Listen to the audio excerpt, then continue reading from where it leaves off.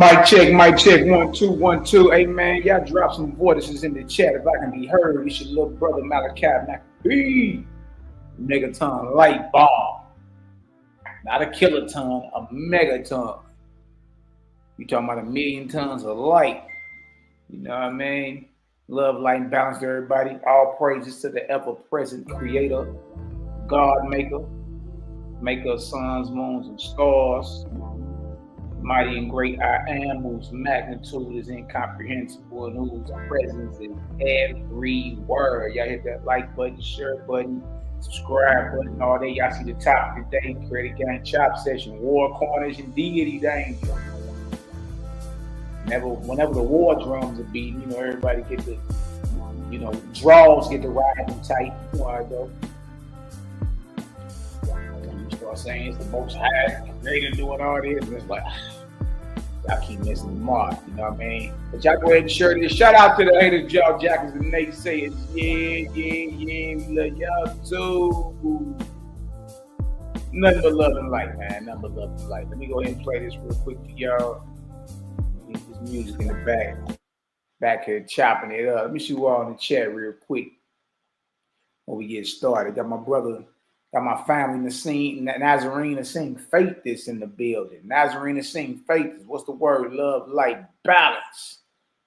Love, light, and balance. I got my brother Bishop X in the building. What's the word up? Love, light, and balance to everyone. You feel me? Got the West Side Connect, Dreadful Cosmon, nigga Thostra. What's the word up? Love, light, and balance. We got my brother Zoe. Y'all Zoe. What's the word? My brother out of Texas. Or whatever part of the country you in now. I know you be driving out, man. Safe travels. Love, light, and balance in the building. Who else we got up in here? Chieftain is key. What's the word, listen? What's the word? What's major out here in these streets? Correct, it's truly marvelous. Who else we got up in here? Got my brother T Bro in the building. My brother from the turf. 3-1 flow, stand up. 3-1 flow. Love and light to you. I got to get you on to interview you. Got to interview you song. You dig? You can break down some of them bars and some of that music you got inspired by the creator. You know what I mean? We'll chop it up, T Brew, for sure. Might as well go ahead and line it up. Song. I'm my brother Just Me in the building. What's the word up? Love, light, balance. So, bro, I'm in Bridgeton, Missouri right now. I'll be back in time tomorrow. You live in Bridgeton, Missouri right now? That's just where you picking up at. Man, I'm in Bridgeton. That's right up the highway. Yeah, Bridgeton, like Northwest County, St. Louis. Global Purpose is in the building. Love, light, and balance. Love, light, and balance. My sister, Global Purpose. FGK Capone. My brother Kev in the building. What's the word up? What's the word? Love and light. Love and light. We got my brother. The Bronze Yoke has entered the building. The Bronze Yoke. What's the word, Aki? You know what I mean? Yeah. It's all good, man. Nothing but love and light bombs over this way. You dig? Just coming on, letting everybody know, stay encouraged. You know, there's a few dark spots in your life you be traveling through, but hey, you know, the earth travels through its pockets of darkness as well. You feel me? So, you dig? It's all gonna work out for us. Let's get into some of this real quick. Hold on. Let me see. Training, I ain't feeling it. I hear you guys, oh boy. I move this off the screen real quick. Bow. I never watch some of this because I'm pretty sure y'all be hearing about this Israel-Iran thing going on. And everybody, pumping fear and was World War III. We about to get up out of Iraq. Chariots, all this. And this the most highest making Iran and shit, Iran damn near got wiped off the map messing with Israel now, to be honest with you. Iran is not winning this battle right here. As we speak, they getting their ass bombed. Yeah, Israel got the most bodies. They got the most bodies right now. You dig? But it's just crazy, man, how people, when they see war and carnage and all that, they be like, That's the Most High. You be thinking the maker of suns, moons, and stars. You be thinking the God maker has something to do with this. And you know what I mean? The CGG love to be the bearer of bad news when it comes to, to exposing your deity. Look, there ain't none of these wars sanctioned by the creator of suns, moons, and stars at all. Not a little bit. Here you go. You can't wait for some nuclear bombs to get launched out of their silos and nigga get launched on your United States cities, and as the bombs are dropping, you supposed to simultaneously be getting go-go gadgets whisked away in some chariots. That's the bombs dropping. Bombs supposed to be dropping in America. Bombs supposed to be dropping in Israel. Dick Rose like, man, look, it's time to get up out of here and go where? Like, where you going? This thing going down. But the beautiful part about it is, look, man, the creator ain't got nothing to do with none of this. All of this is the inspiration of false gods, false lords, deities. You feel me? And what you got here is what? You got the devotees of these deities playing it out. Third. Hook, line, and sinker. You think it's a game? What you think we playing? You must think we play. Trump says everyone should immediately evacuate. This nigga Donald Trump say, hey, y'all better leave Tehran. Y'all better leave the capital of Iran or else. Boy, man. Some breaking news now. Donald Trump says everyone should immediately evacuate Tehran. In a post on Truth Social, the US president says, Iran should have signed the deal I told them to sign. What a shame and a waste of human life. Simply stated, Iran cannot have a nuclear weapon. I said it over and over again. Everyone should immediately evacuate Tehran. And the president, Donald Trump, is in Canada at the moment for the G7. And he says he does not intend to sign a joint statement calling for de-escalation between Israel and Iran. So there's some latest developments there. So a potential diplomatic off-ramp there. And just moments ago, the Secretary of Defence, Pete Hegseth, also saying that military capabilities are being moved in to the Middle East region to put a new defence posture in place. But certainly the concern here is that this will escalate into a wider war, Jane. Lauren, thank you. The White House and Secretary of State Marco Rubio reshared the president's message on social media.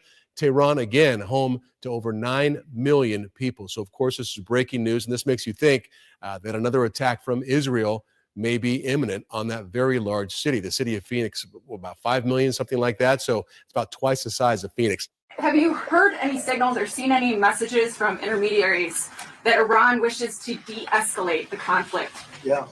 What have you heard? What have you heard from the Iranians? They'd like to talk, but they should have done that before. Man, hey, this nigga Trump, boy, hey, they should have signed the deal. What a waste of human life. What are you learning about Iran and all that? They like to talk. Huh? Y'all look, Trump is a businessman. That's how they get down in them boardrooms and them execs and all that. You think it's a game? Watch that series called Billions. Got like 8 seasons. Bobby Axelrod and all that. Man, look, dude get down just like Trump. He just the CEO of the largest hedge fund. Financial firm in New York, if you want to call it. They're worth billions. And that's the whole backdrop of this series I be watching called Billions. You know what I mean? But just tripping off how dude act in the series and how Donald Trump act, man, look, Donald Trump is a businessman and corporations go to war with each other just like this. It's just minus the bloodshed on a massive level. But they be straight, make no mistake about it. They be straight at war with each other to utterly destroy each other. They get off watching their opponent lose billions and have to, you know what I mean? It'd be straight war. Trump is a straight up businessman, y'all. And that's what business is. Business is war minus all that bloodshed and gore. You see what I'm saying? And man, look, the way dude be talking, he like, look, I ain't hearing none of it. I ain't heard none of it. This what it is, and this what it's gonna be. You feel me? But again, for all you Episcopalian evangelicals who claim Trump is just a gift from God, you dig? Who was this man inspired by? Don't forget, you dealing with the man that dropped that Moab bomb 5 years ago. Mother of all bombs in Afghanistan, and buried the inhabitants of that town 50 feet below the earth's surface. Donald Trump. Huh? That's the same dude that straight told Kim Jong mentally ill. North Korea, look, he didn't say better not. He said North Korea, he folded his arms, crossed his arms, said North Korea bets, B-E-T-Z, bets not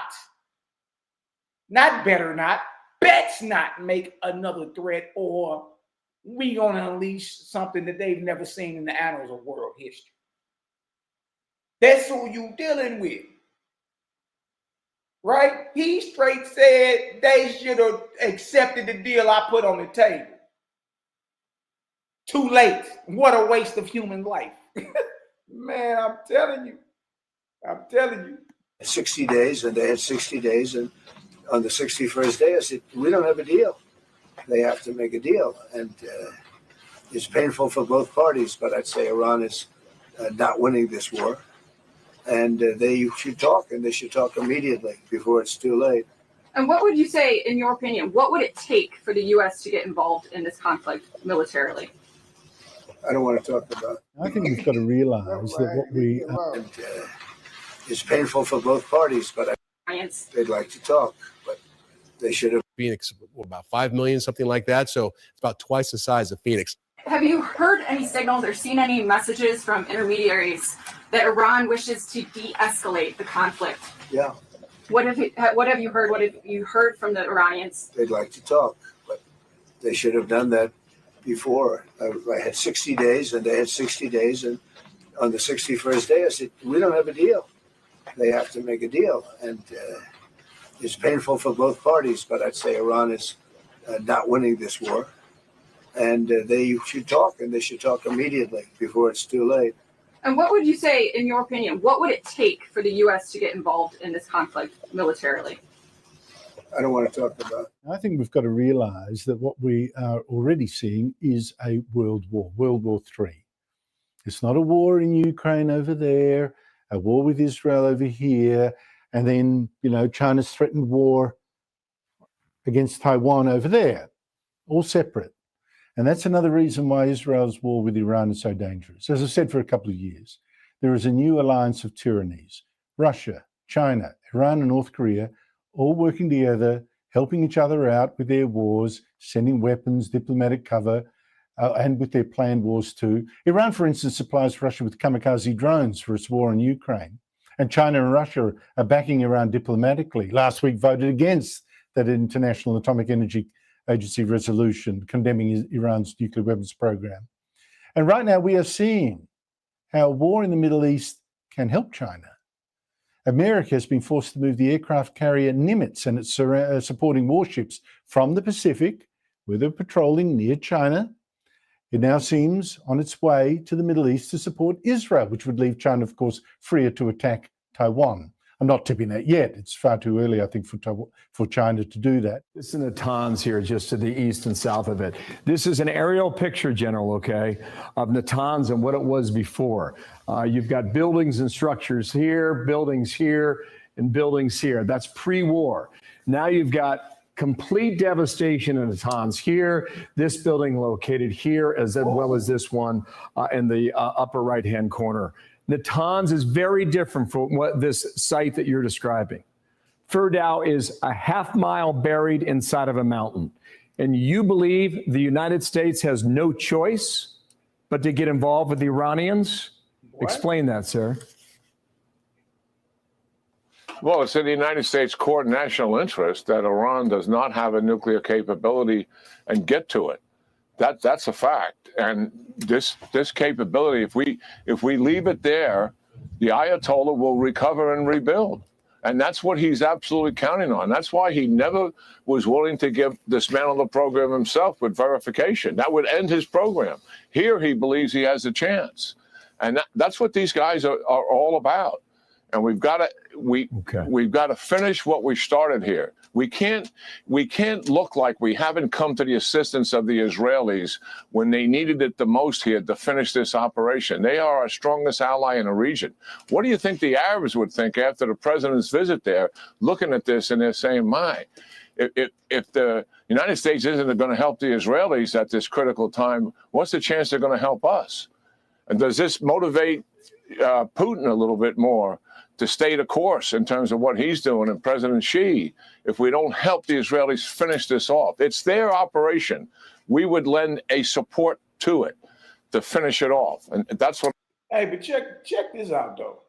Check this out. All this is ordained by who you call God, right? Well, why do the Israelis need anyone's help or support? After all, their God is supposed to be the supreme being of everything. Supposed to be the grand architect of the universe. Why would the Israelis need help from any other nation if, for one, this thing is sanctioned by the Creator and they are the Creator's people? Then why would they need help from anyone? Let's show you, look, the Creator ain't got nothing to do with all this carnage and bloodshed and war. Nothing. Nothing. Right? If anything, these are deities. These are false gods pump faking like they the Creator. That's what this is. And that's why we always tell you that, look, listen for the message. Stop tripping off what a thing look like, what name it give you, or even if it got the ability to do some type of miracle. The hell with all that. What's the message? It's the message: love, life, happiness, liberty to all, without the bloodshed of any, or is it go over there and kill that, take that land, kill those infants, slay those animals, kill all the men, keep the virgin daughters to yourself?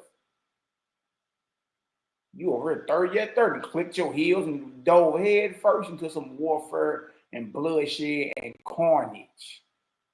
You just 30 at 30 with it. You ain't even like question nothing. Like, hey, go over there and kill your child. 30 at 30. Like these niggas is robots. Automons. The hell are we even talking about? If Israel is the chosen people of the Creator and the Creator is sanctioning war, why in the hell do they need help from anyone? Why? Look, let me help you out with something. You dig? The quote unquote God over the Israelis is a false God, just like the God over the Iranians is a false God. The Creator don't sanction warfare. For one, if you knew anything about the responsibility, if you knew anything about the system in order for the souls of those who were slain in warfare, nigga, you think a million times when you take somebody's life. Now hold on. They ain't got to take his life. I'll slow him down. Shoot him in his foot or something. They sit down and wait for the authorities to get her and scoop you on up. Like, but you ain't, look, if you kill somebody, and make no mistake about it, those who give the orders are just as much as guilty as the one who actually pulled the trigger or pressed the button to drop the bomb. Everybody from the one who gave the order down to the nigga who made it, who made the strap, who made the bomb. Everybody is responsible. From the manufacturing of it, to the ordering of it, to the execution of it. You're all involved. You're all involved. And that's on a macro level and a micro level. Don't think you judges and you sheriffs and you deputies and got away with a damn thing. You mayors, you governors, been giving orders to execute people and death row and all that. Look, everybody who passed the damn law, who agreed on it, who ordered it, and who executed it, got an answer for that. Everybody's involved. Everybody's involved. So don't think you about to lick your fingers and get away with this. This goes even down to the young hoppers in the streets. Huh? Everyone's involved, man.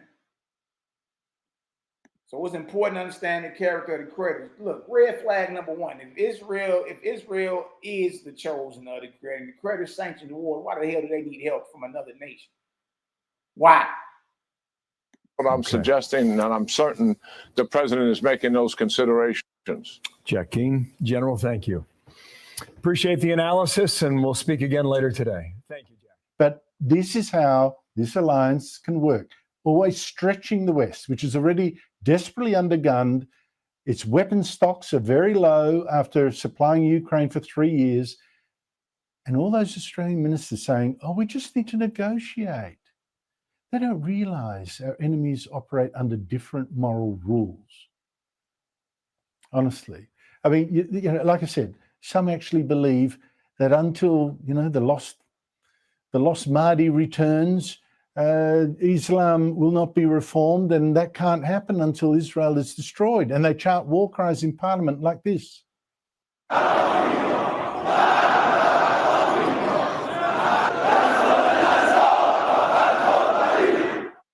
And I just got to clear up one thing in my argument with Steve Conroy, who said Trump's response, just negotiate, is exactly like Penny Wong's.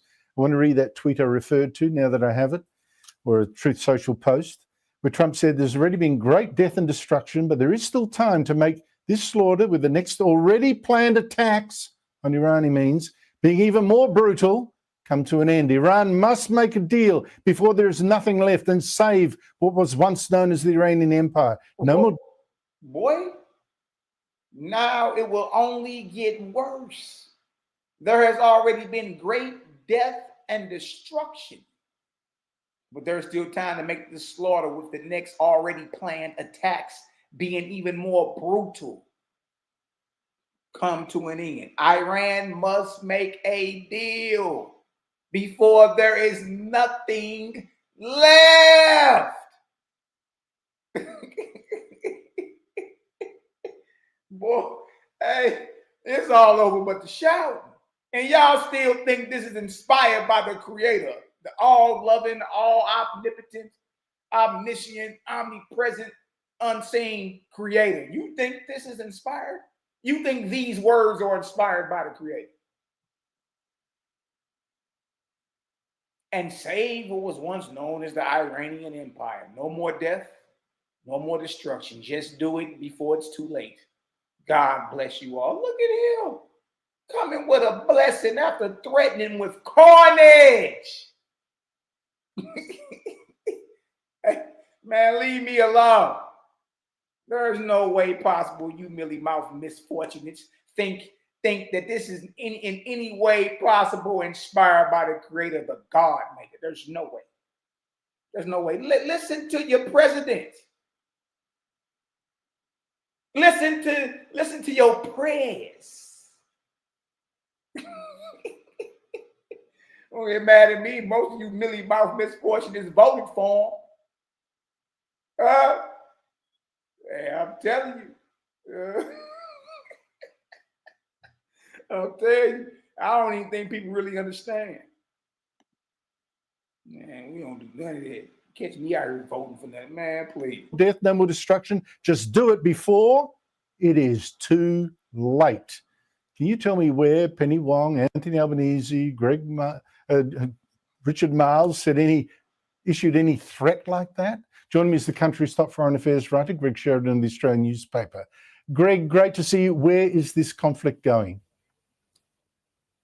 Well, great to be with you, Andrew. So I must say I absolutely endorse your proposition that the conflicts in Ukraine, Taiwan and Iran are all related and in a sense part of the same conflict. Israel still has at least some days and perhaps more than that to go in trying to destroy key Iranian nuclear, military and now economic targets. The $64 million question is whether Israel can hit the nuclear facility in Fordo without American help, The bunker buster bomb can only be carried by an American aircraft. And, Trump is better than Biden. Biden wouldn't have allowed Israel to do this. But the Israelis very much wanted the Americans to help them because they have so much more powerful an air force. What we are seeing is two terrible trends in the contemporary world. I mean, we're seeing 1,000 terrible trends, but we're seeing nuclear weapons roar back into the centre of all strategic calculations, and we're seeing the breakdown of American extended nuclear deterrence. All American allies except Israel and Britain and France don't have nuclear weapons of their own, which means we all shelter under extended American nuclear deterrence. That means if a nuclear weapon state struck us with a nuclear weapon, America would strike them with a nuclear weapon. But if more semi-rogue states like North Korea and Iran get nuclear weapons, not only are they then impossible to deter within their own region, because if you're taking serious military action against them, they'll threaten nuclear weapons against you.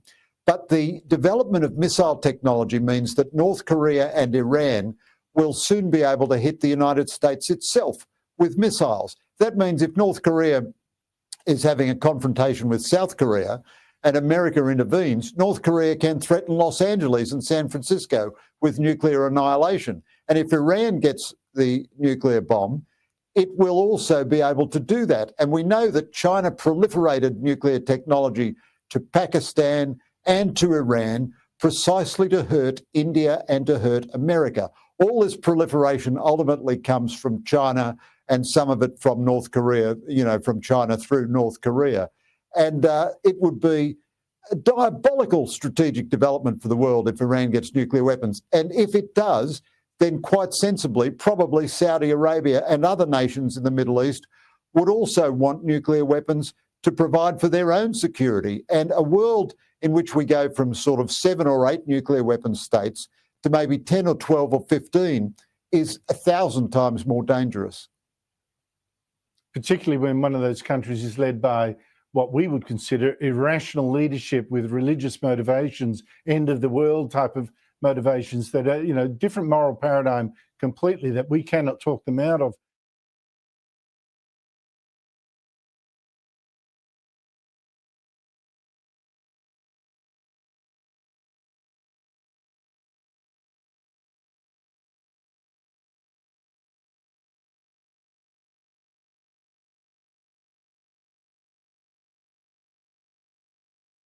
Donald Trump leaving the G7 early and returning to Washington, where he's requesting the National Security Council be prepared in the Situation Room after a deadly weekend in the Middle East. In Israel, 24 fatalities, 600 wounded. I have to be back. Very important. I want to just thank our great host. He did a fantastic job. Thank you. In Canada. But you probably see what I see. And I have to be back as soon as I can. We're going to have dinner with the Hey, boy, everybody got up on the edge of their seat when Trump left that G7 summit early yesterday. Trump boy left that G7 summit like, yeah, I'm out of here. Everybody like, dang. But he doing that as the bombs dropping. Hey, y'all, look, Iran, they about to change the name of the Persian Gulf. They about to change the name of the Persian Gulf to whatever the hell. I bet whatever name go on it gonna be some type of ally to Israel and the United States. I bet. But they about to all that Strait of Hormuz and the Persian Gulf and man. Look, they about to rename that sucker. And the only way that's gonna happen is if the powers that be over in Iran, you understand, get totally destroyed. They not even playing with them. They not even playing with them. They, as of right now, they losing this conflict. These wonderful leaders, and then I get on the plane. I have to be back early for obvious reasons. I loved it. I tell you, I loved it, and I think we got a lot done. Really, a lot done. In fact, UK we signed a big trade deal today, and we're working on others. But we had just a really great relationship with everybody. And it's really nice. I wish I could stay for tomorrow, but they understand. This is big stuff.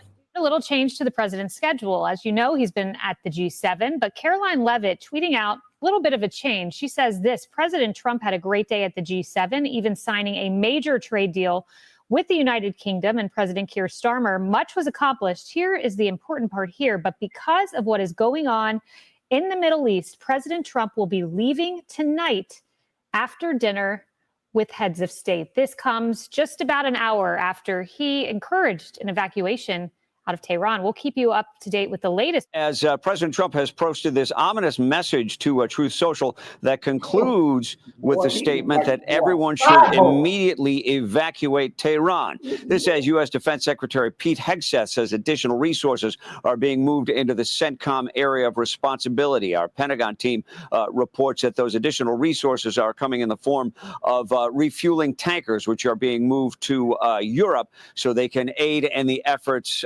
here in the Middle East. Also, we've earlier confirmed that the USS Nimitz carrier strike group is being moved to the Middle East earlier than expected. The USS Nimitz is the oldest aircraft carrier in the U.S. fleet, and quite possibly this will be its last deployment or major deployment. Meantime, Prime Minister Benjamin Netanyahu of Israel reports, or boasts, I should say, that his fighters enjoy air superiority in the skies over Tehran. אז זה הדיווחים האמריקאים שיש עכשיו.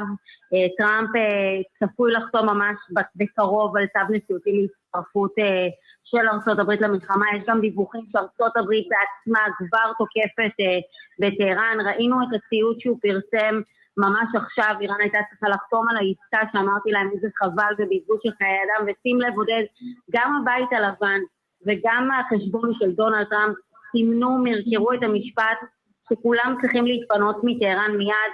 יש ככל הנראה עכשיו התפתחות מאוד מאוד משמעותית בשעות הקרובות, שהאמריקאים, אנחנו רואים אותם כבר מזיזים כוחות לכיוון המזרח התיכון, מזיזים נוסעות מטוסים ומטוסים באופן כללי לכיוון המזרח התיכון, באמת בשביל לתגבר את הכוחות ולהיכנס למלחמה באופן מאוד מאוד רשמי. זה הכל דיווחים מאוד מאוד ראשוניים, אני מקווה לעדכן בשעות הקרובות חדשות נוספות. אז ליבי, גם את לא הולכת לישון היום. אני לא הולכת לישון אף פעם. עד כדי כך? וואו. אז את באמת גיבורה. אז ליבי, אנחנו צריכים לדעת את כל הדברים מדויק. לא, אני לא רוצה ב-98%. רוצים ב-100% לדעת, לבשר לצופים שארצות הברית כבר תוקפת בטהרן יחד איתנו, והיא כבר יד ביד עם ישראל, לא רק בדיבורים, אלא גם במעשים, לא רק בעזרה בנשק, אלא ממש בלחימה ממש, כמו שאומרים. תודה רבה, ליבי, שהיית איתנו, ואנחנו נחזור אלייך בהמשך. מה, אליהו? Exclusive satellite images revealing the location of a previously unknown Iranian nuclear site. Now, the facility spans nearly 2,500 acres, and this is a big discovery. Jillian Turner has more from the State Department. Good morning, Jillian. Pretty explosive, Dana. These satellite images that we have obtained exclusively show the alleged site location and even the layout of the secret, previously unknown nuclear weapons facilities inside Iran. This, of course, raises fresh concerns about the regime's role in these ongoing nuclear talks with the Trump administration. The National Council of Resistance of Iran has collected intelligence from sources on the ground inside Iran that locate this nuclear weapons facility. Man, they be killing all they scientists, all the ones they financiers, all that. They been straight like, I'm talking about, y'all, this deal is wild. You know what I mean? Because if you got out here and acted like Israel or the United States, if you handled your business how they handle their business, you understand? Listen to me. You wouldn't even be alive pulling air through your bull nostrils. You see? If it's wrong, it's wrong. It don't matter who doing it, government, peasants, that's irrelevant.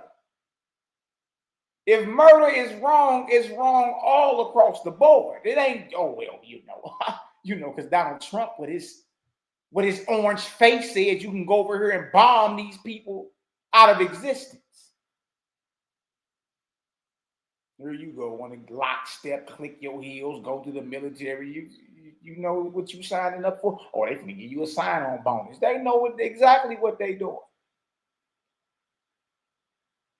You understand what I'm saying? We've been prepped and desensitized to death. That look, we just watched the video that said 600 some people have been murdered.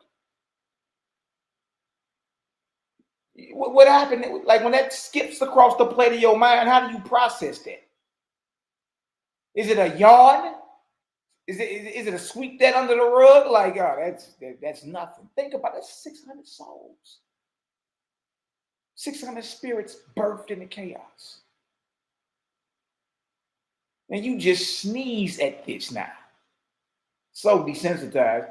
100 years ago, there was a massacre called the St. Valentine's Day Massacre. Can anybody guess how many people died yet?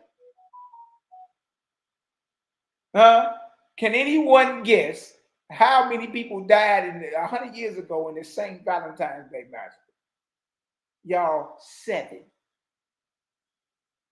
We in pretty bad shape. We so desensitized and detached from what's real.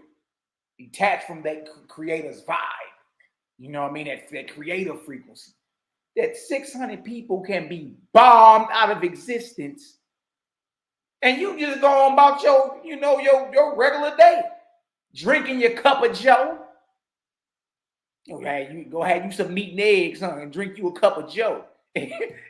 Back to your regular scheduled programming.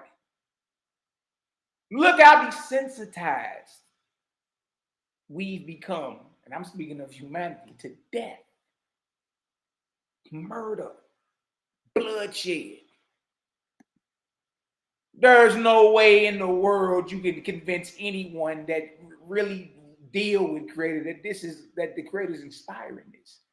Him or his angel ambassadors that he dispatched to handle his business. If it's wrong, it's wrong. It don't matter because a general told you go over there and split that person's head to the white meat. Or your general told you as a drone operator to press that button and bomb this village with a hellfire missile.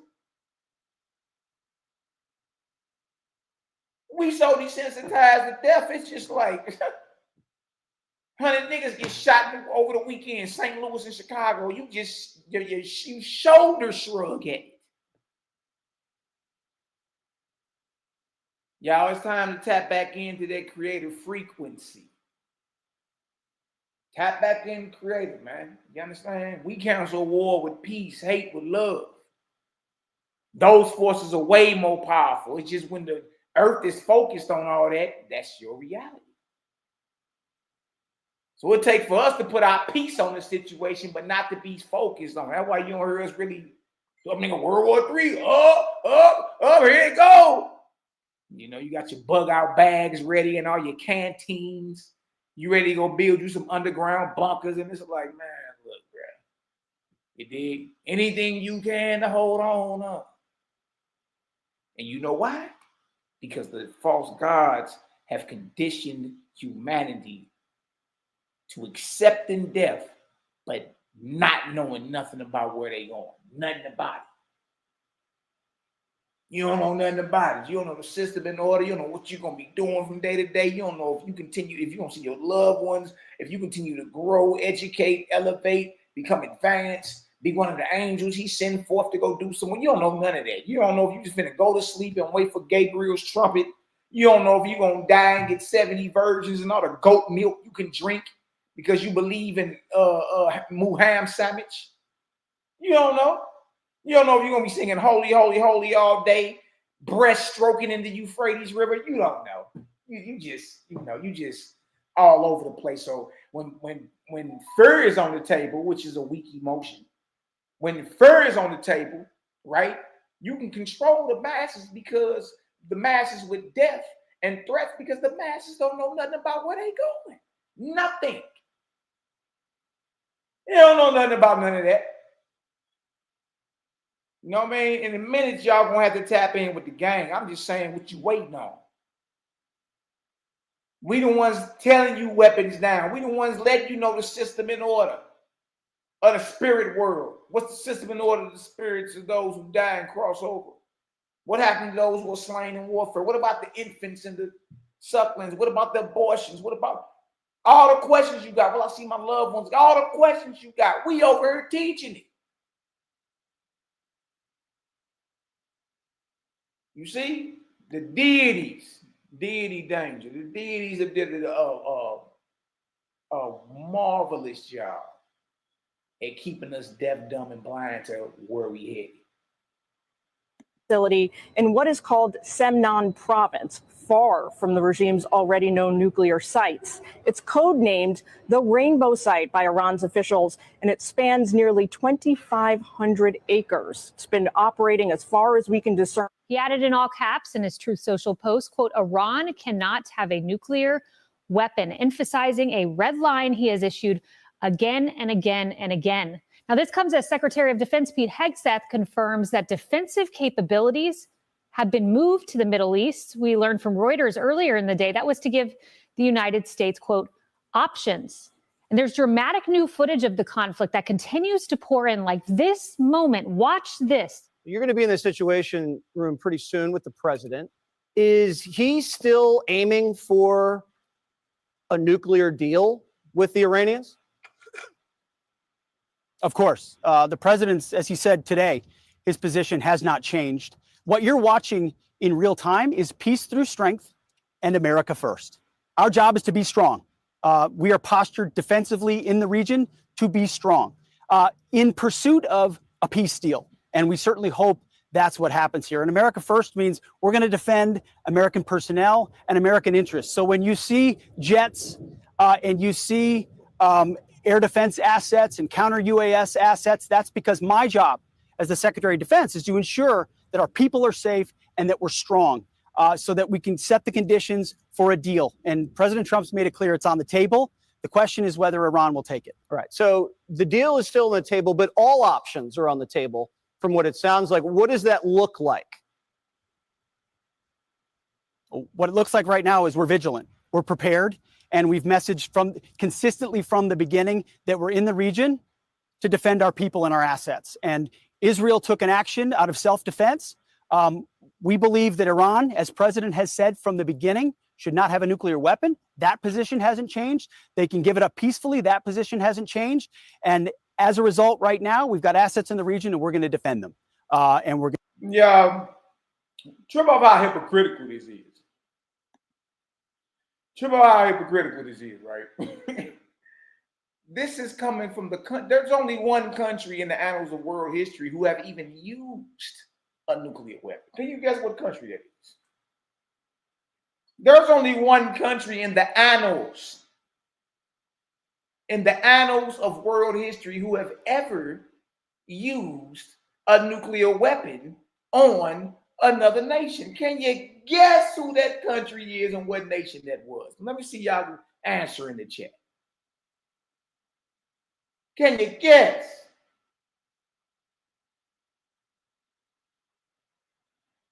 Can you guess? He my own it already. You know what I mean? Eba is on it. Not Africa. It's the United Snakes of America.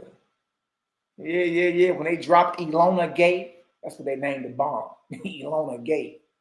When they bombed Hiroshima and knocked your socks off back in World War II, America is the country that the United States of America is the only country in the annals of world history who have detonated, who have used a nuclear bomb on another nation. A nuclear bomb. And they dropped it on Hiroshima and Nagasaki, knocked your socks off. During World War II, and that ended World War II in the 1940s.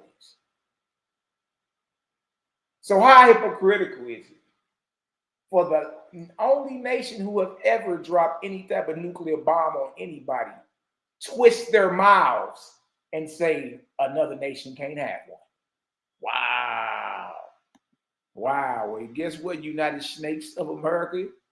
You stand guilty. Because 400,000 people died when that bomb was dropped. 400,000.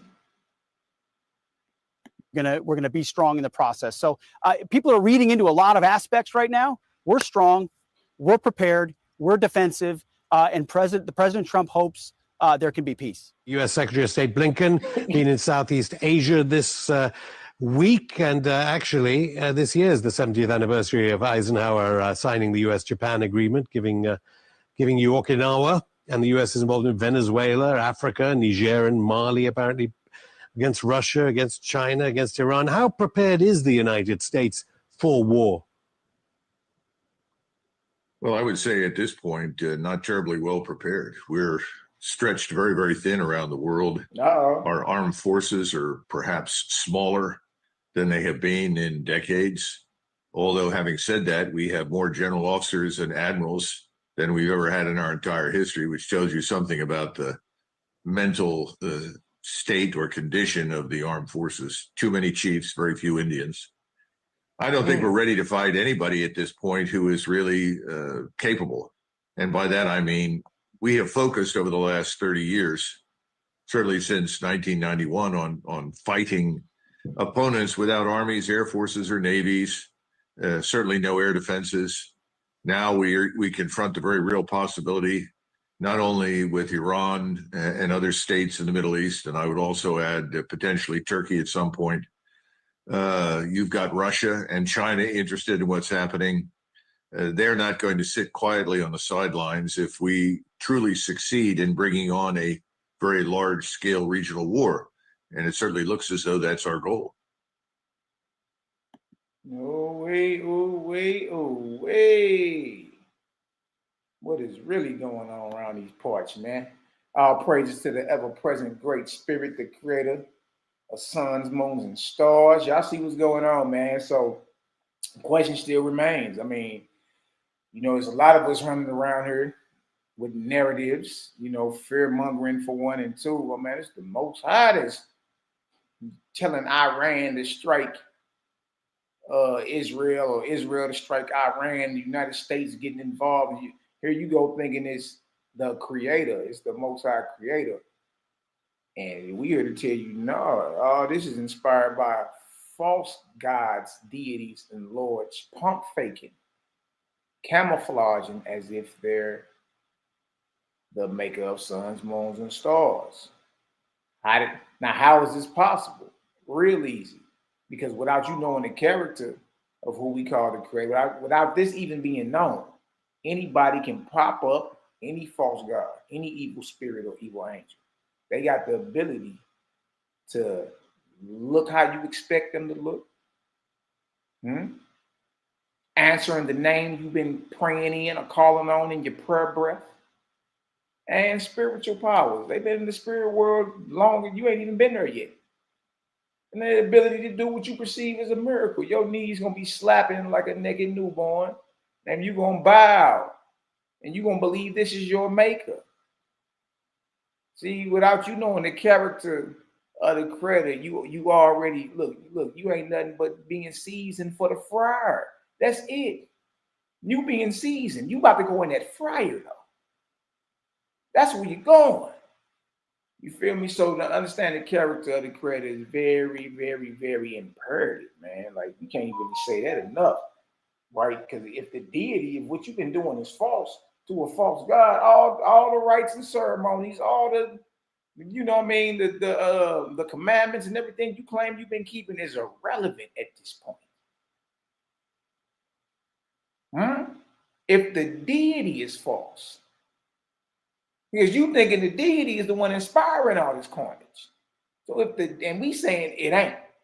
So if the deity is false, then everything you've been doing, you just been chasing your tail. You know what I mean? But don't worry, we gonna go ahead and clear it up for you. Believe that, know that. You know what I mean? We ain't here, it ain't just doom and gloom. It ain't never that. You dig? We're here to build you and give you something greater. Get you something greater. You dig? We're gonna go into this book called I Speed, Practical Guidebook to the Spirit Life, Sky or Spirit. Very, very interesting book, if you ask me. I've read it. It's a very tall climb. I ain't gonna lie to you. It's over 1,500 pages, but it's a powerful, powerful read. I gotta be real with you. You You know what I mean? It's a powerful, powerful read. And for anybody that's still out there claiming it's a Dr. Seuss book and any of that, well, look, you know, the creative game been outside for like the past 4 years, pressing play on this and putting it into action, whether it's presentations, debates, hot seats, interviews, and we've been smashing it out the park. Very real. Very real. For a point, the whole dynamic of the conscious community has changed. There really ain't nothing else to talk about. Like the elephant in the room, they really swung through and like exposed all the deities as false. So no matter if you're talking about ancestral worship or Buddhism or Hinduism or Christianity or Judaism or, you know what I mean? The voodoo, whatever you're talking about. You did whatever that showed. If you point at the spiritual system, we'll show you the deity behind. That's why to know the creator's character is very imperative in this hour. And we really can't say that enough. You know what I mean? To be honest with you. Can't say that enough because billions of people, if there's 8 billion people on this earth, 99.9% of them have been deceived or currently deceived. We all been there. All right, so let's read some of this real quick. I'm gonna show y'all something. Difference. All right, it says a practical guidebook to the spiritual life. All right, it says you have a corporeal body and a spiritual body. Corporeal, physical, tangible. All right, you have a corporeal body and a spiritual body. Hear me and I'm open your understanding. I come to free not only the corporeal man, but the spiritual man. So this, what we reading thus far, has everything to do with liberation. Zero bondage. Nobody should feel as if they're in bondage. Zero bondage. So the creator ain't even the one that's ordaining the slave.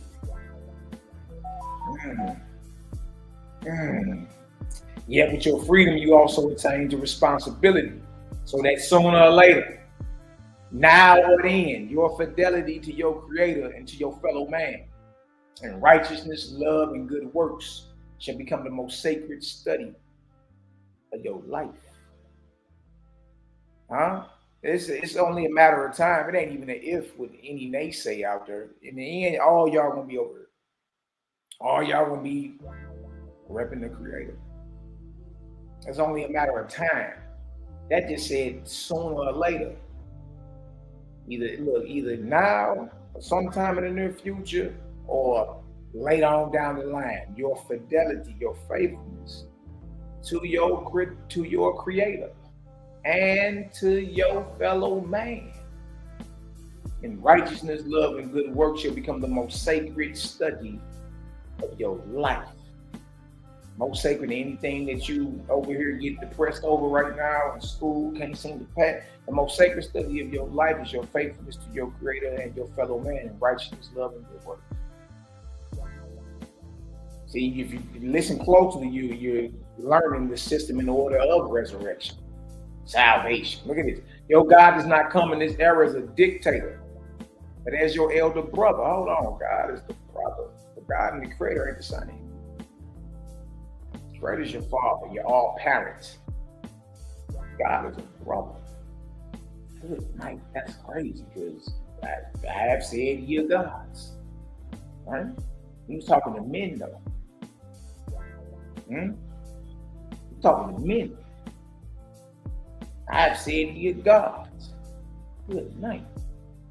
And God over here saying, but as your elder brother with ample experience, nor do I command saying you shall believe because I, your God, have said it or revealed it in this book. Don't believe none of it. Now, and again, there's a difference between belief and knowledge. You know that's your mama or you believe that's your mama. So you're not having an absolute knowledge of something versus a belief. Belief, if you're still peddling and arguing over belief, there's still a high possibility that you are arguing and peddling and fighting over a lie. You can't spell belief without using L-I. A lie. So if you still don't understand the difference between the absolute knowledge of something and a belief, you already lost the battle.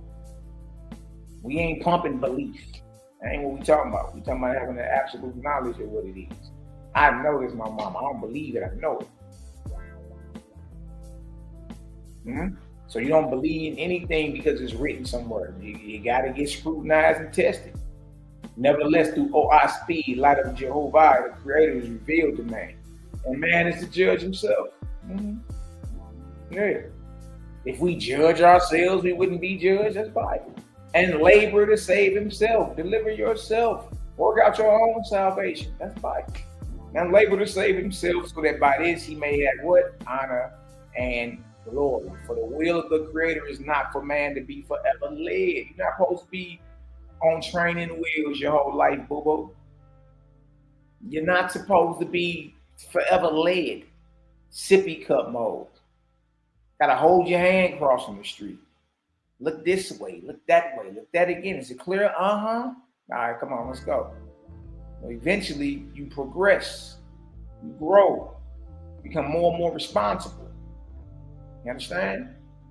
For the will of the Creator is not for man to be forever led, but for man to ultimately have the light, have the ability or the light of practicing good works organically from infancy up. You see that? So that's what we read. If you ain't ever heard of it, that's something we're going to dive into today. And we're going to get an understanding about war.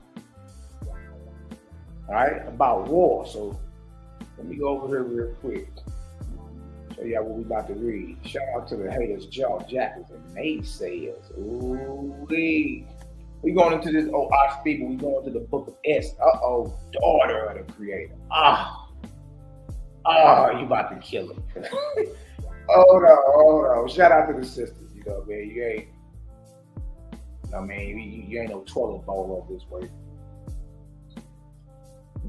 Shout out to the daughters of the Creator.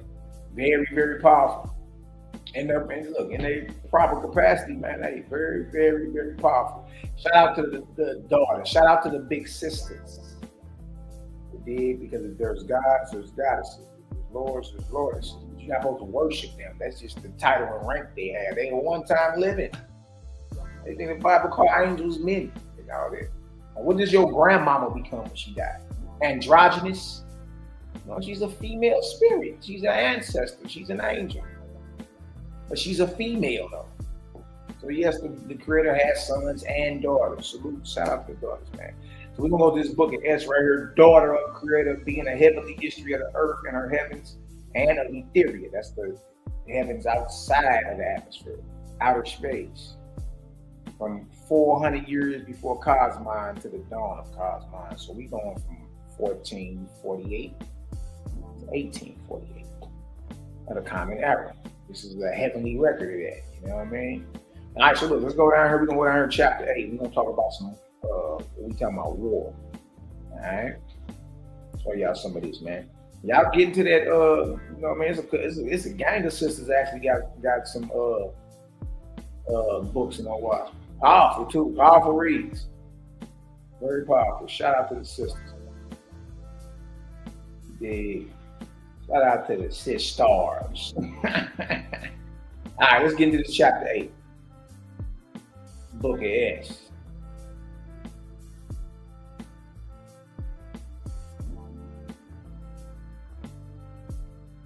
Woo.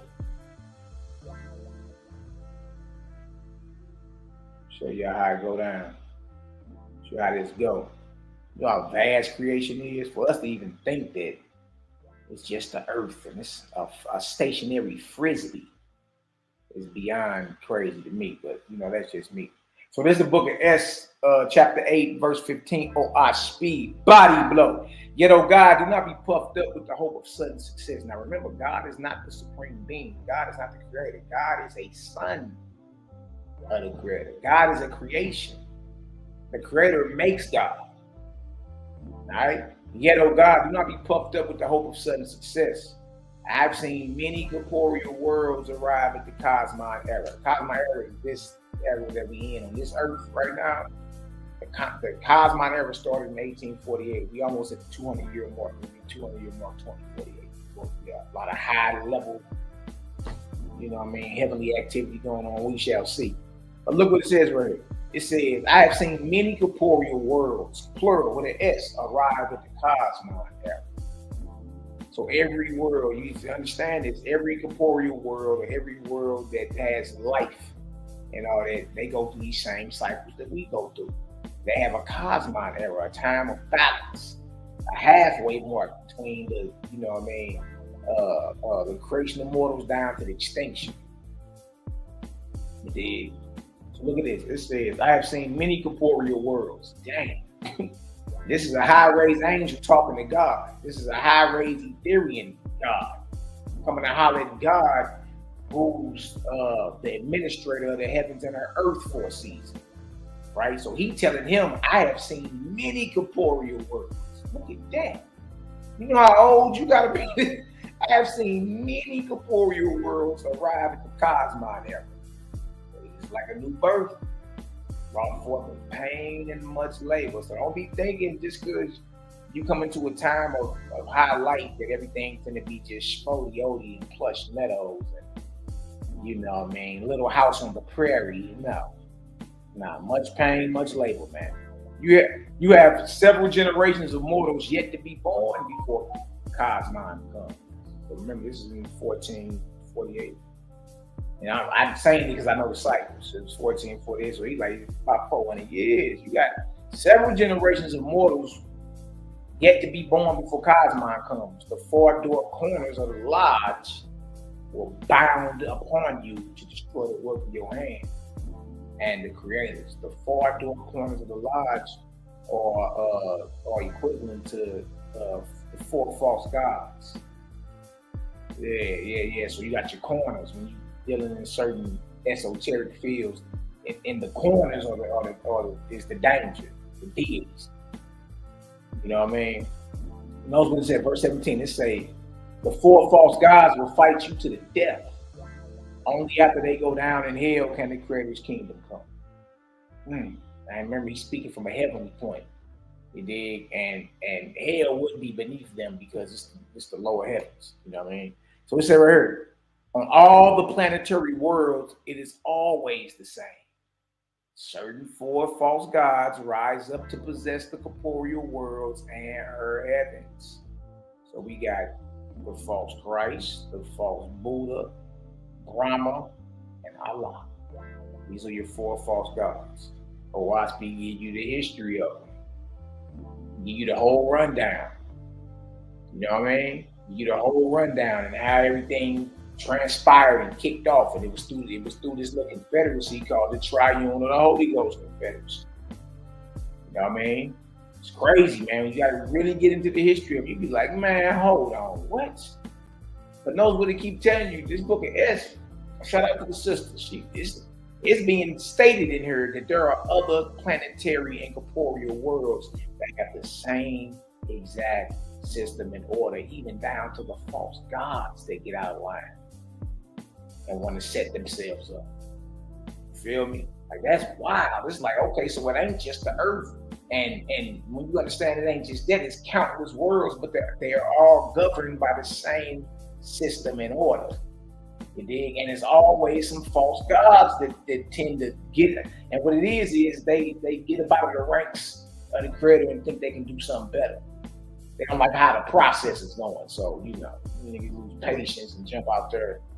But notice what it says on all S8 and 18, on all the planetary worlds, it is always the same. Certain four false gods rise up to possess the corporeal worlds and her heavens. They will profess truth. Look at this. Because I'm going to tell you, the Creator ain't behind none of this carnage going on in the Mideast. I'm standing on it. I ain't never watering the Creator. That's for what? The war of the doctrines of the false gods. Certain four false gods rise up to possess the corporeal worlds and her heavens. They will profess truth, but practice falsehood. Profess peace, but do what? Practice war. This is a product of the false gods, y'all. This is the deities. Deity danger, warning. This ain't got. So now you can sit back, relax, and say, woo, okay. You dig? Because that's a lot of pressure to have on you to be thinking that the one that you call an Elohim or who in your mind is the supreme omnipotent one of the universe, right? is the architect and author behind all this bloodshed and carnage. Now you can remove it out of your mind. That ain't got nothing to do with the creator. I knew something was up. I knew they had nothing to do with it. They will profess truth but practice falsehood, profess peace but practice war. They will incite mortals and angels to all manner of evil for the sake of thwarting the creator's person and proceedings. Here you go. I can't wait for the missiles to fly. Huh? I can't wait for the chariots to fly. Go ahead and launch them missiles out of them nuclear silos so the Most High can send the chariots out. Huh? Here you go with the whole vibe. So you riding with the vibe and hoping that where you currently lay your head will be bombed. Because in your mind, you think it ain't no way that the Most High gonna allow these bombs to drop, and He don't provide us a way about it in the channel. What I'm here to tell you is, you thinking that this is inspired by the maker of suns, moons, and stars, and Creator Gang is telling you not at all. Huh? No. Wrong again. Huh? Look at this. They will profess truth but practice falsehood. Profess peace but practice war. They will inspire mortals and angels to all manner of evil for the reason of overthrowing the Creator's person and proceeds. Oh, this is a direct hit or attack against the Creator and His chosen. And you want to be chosen, all you gotta do is choose. Huh? Yes, they will even yet assume that they themselves are the Creator. Jehovah, the veritable Creator. They can take on a false God, can take on anything. See, without you knowing the character of the Creator, a false God can come looking exactly how you expect him to look. Answer what you say, Yehovah, Yahuwah, Yahweh, Yahweh Bahashem, Hamashiach, Yahweh. What you say? That's my name. Come looking exactly like you expect him to look. Black man with brass, look like his skin burned in the furnace, a perfectly white gray afro, whites of his eyes red, voice of many waters. And tell you he Yahweh Bahashem Yahweh. And look, all y'all niggas gonna be slapping like a naked newborn or something like that. But see, with us, we know better. That ain't the Creator, man. Stop it. You can't see the Creator. Creator's unseen. You can't see the Creator like you see a man, woman, angel, or animal. On top of that, the Creator is ever present, meaning in all space and place at the same time. Who is that standing on the mountain over there? Because he's on the mountain. He ain't in Nova Scotia. He ain't in Cape Verde. He ain't in the Congo. He ain't in the Amazon rainforest all at the same time. He's standing on that mountain over there. Well, that can't be the Creator. You can see it. You can see him. And it's not ever present. Well, guess what, y'all? That's not your maker. That's a false. See that? Read it again. S8:19. And can't mess with it. What's the problem? Can't mess with it. What's the problem? Look at this. They will profess truth.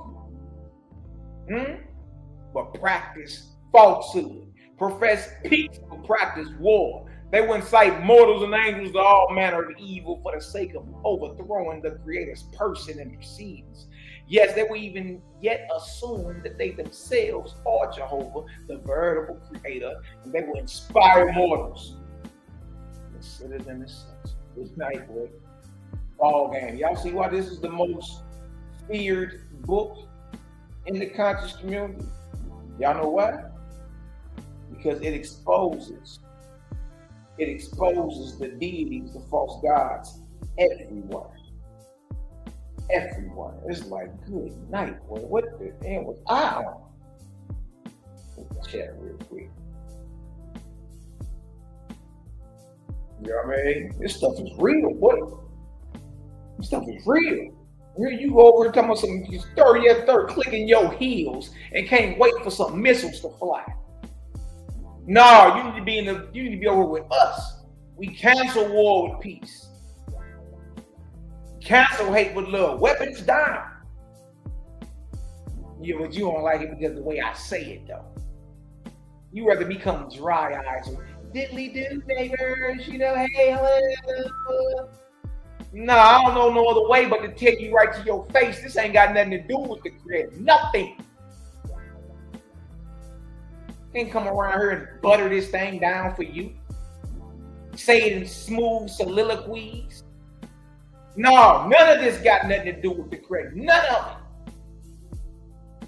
Your best bet is to put your peace on the situation and get the hell out the way.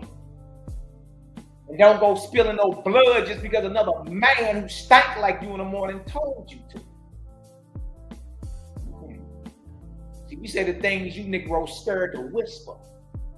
And when your people profess the Creator and not them, behold, they will inspire others to fall upon your people, to destroy them, or to torture them with great suffering. So we already know we enemies of the state or enemies of these false gods. You don't think we know this? We already know we public enemy number one. Like we're the plagues to your kingdom. That's why they call it the 4 horsemen. Huh? Look, what we talk. Look, you got war. You got horsemen of war, famine, dictatorship, and death. But actually, it's that to the false gods and their kingdom. It ain't to the greatest kingdom. So why would a false god think we talking about war when we talking about peace? Because peace destroys his doctrine and his kingdom. You see? The 4 horses or the 4 horsemen in the Revelation is a plague. They are a plague to the false gods and their kingdom. Yeah. Shout out to my brothers, the 4 horsemen. Hey, how do you cancel war? It's a horse of war with peace. Become peace. Huh? How do you cancel dictatorship? We teach liberty.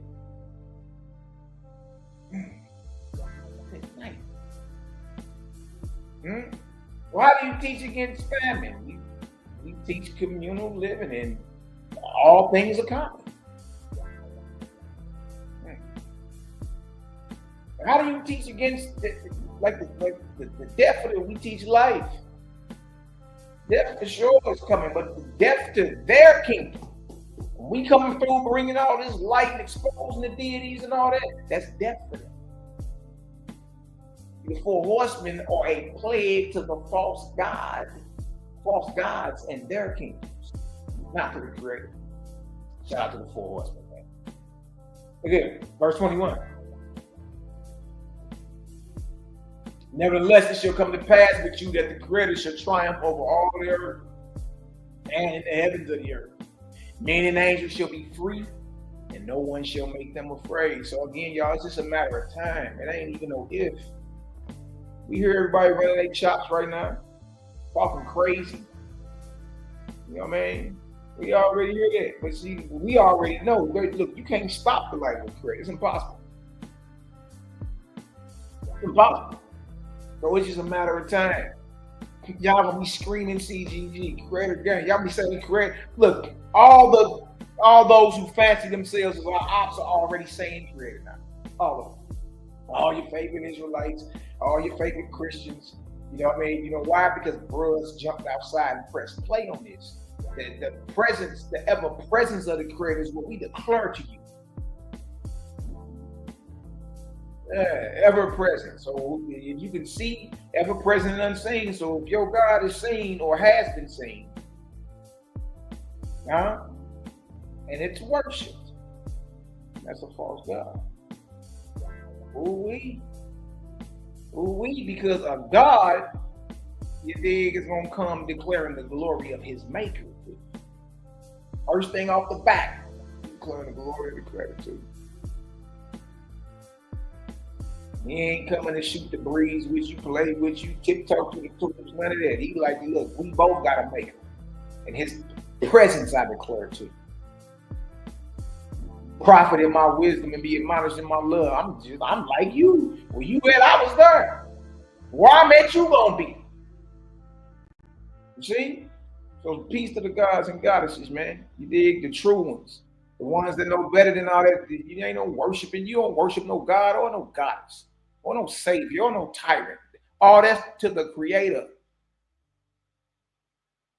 There ain't no Holy Ghost, Holy Spirit. It's the great spirit. That's the creator.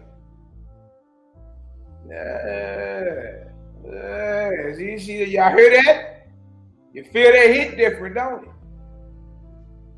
Yeah. Look at this. Lita Bakatrava. That's the name of one of your Ethereum ancestors.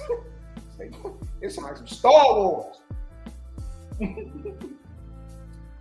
Ceased and sat down, and suddenly a great shining light gathered above his head, and a voice spoke out of the light, saying, so this is an Ethereum God, right?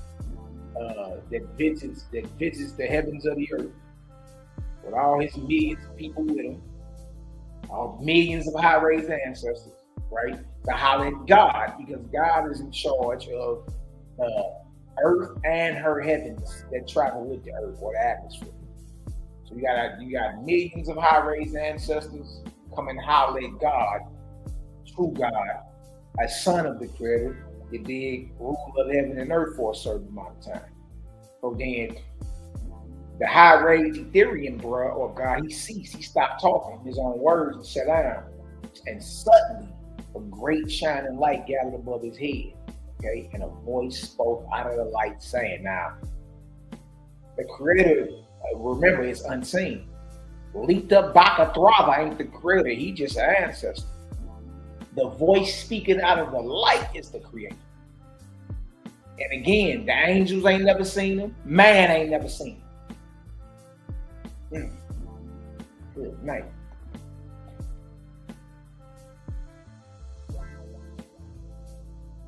All the earth is mine. Look what the creator tell you, boy.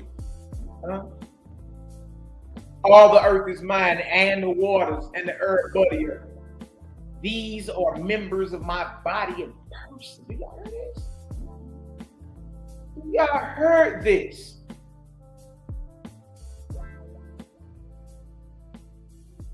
Good night. That deal say all the earth is mine. Okay, and the waters. Okay, and the herb body earth. All the elements, all creation is the creator. Look what he's saying. These are members of my body and person. So it matters how you treat creation. Look at this. Let's say right here. Man, I created not to possess them, not to possess the earth, not to possess the waters, not to possess the body earth. Man, I created not to possess them, but to dwell on them and in them. To all men alike, I gave these inheritances, nor to any man apart, nor to any nation or people apart, flat out. Right? We all got the right to enjoy the creator's creation. You wasn't made to be a landlord and own this. Yeah, you mean you own the earth, or you own the water, or you own the earth. Man wasn't created to possess none of this so he can get rich off you. To all men alike, I gave these inheritance. This is your birthright. To enjoy the creator's creation. That's your birthright. All men have this, right? It say, nor to any man apart, nor to any nation apart, but with liberty, which means freedom. That's the opposite of slavery. But with liberty and privilege to these, I gave man the right to draw sustenance and support. Look at that. There you go, going to people's land and slaying them to possess it. What would Creator say? Matter of fact, hold on. Let me drop this link because y'all hop on, man. Pop out for a second. Let's talk about it. Let's talk about it. I'm about to put the link in the chat, man. Over just, I can't wait for the nuclear missiles to fly. So we can get gathered by the chariots. really a Hebrew form of the rapture. That's what it sounds like to me. It's just a Hebrew form of the rapture. You know what I mean? That's all it is, man. It ain't nothing to be all weird about. It's just what it is. I just put the link in the chat if anybody want to hop on, man. Pop out. It's really like a freestyle. Jumped on her and, you know, they chop it up with the people. I need to go grab this. Matter of fact, hold on. Let me go grab this watermelon juice. If y'all get some understanding so far, drop a 3,000 in the chat. Let me go grab my juice real quick. Let's get it.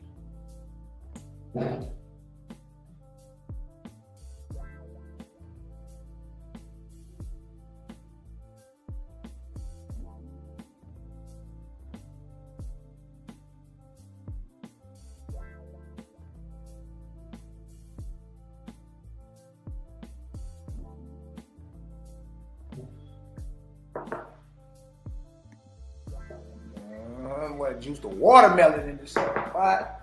Last of two. See these 3,000s. Character of the creators is very, very important. All loving, all powerful, all knowledge, feels all space and place, and yet unseen like you see man. I want to go look at the creator, you gotta go look at his creation.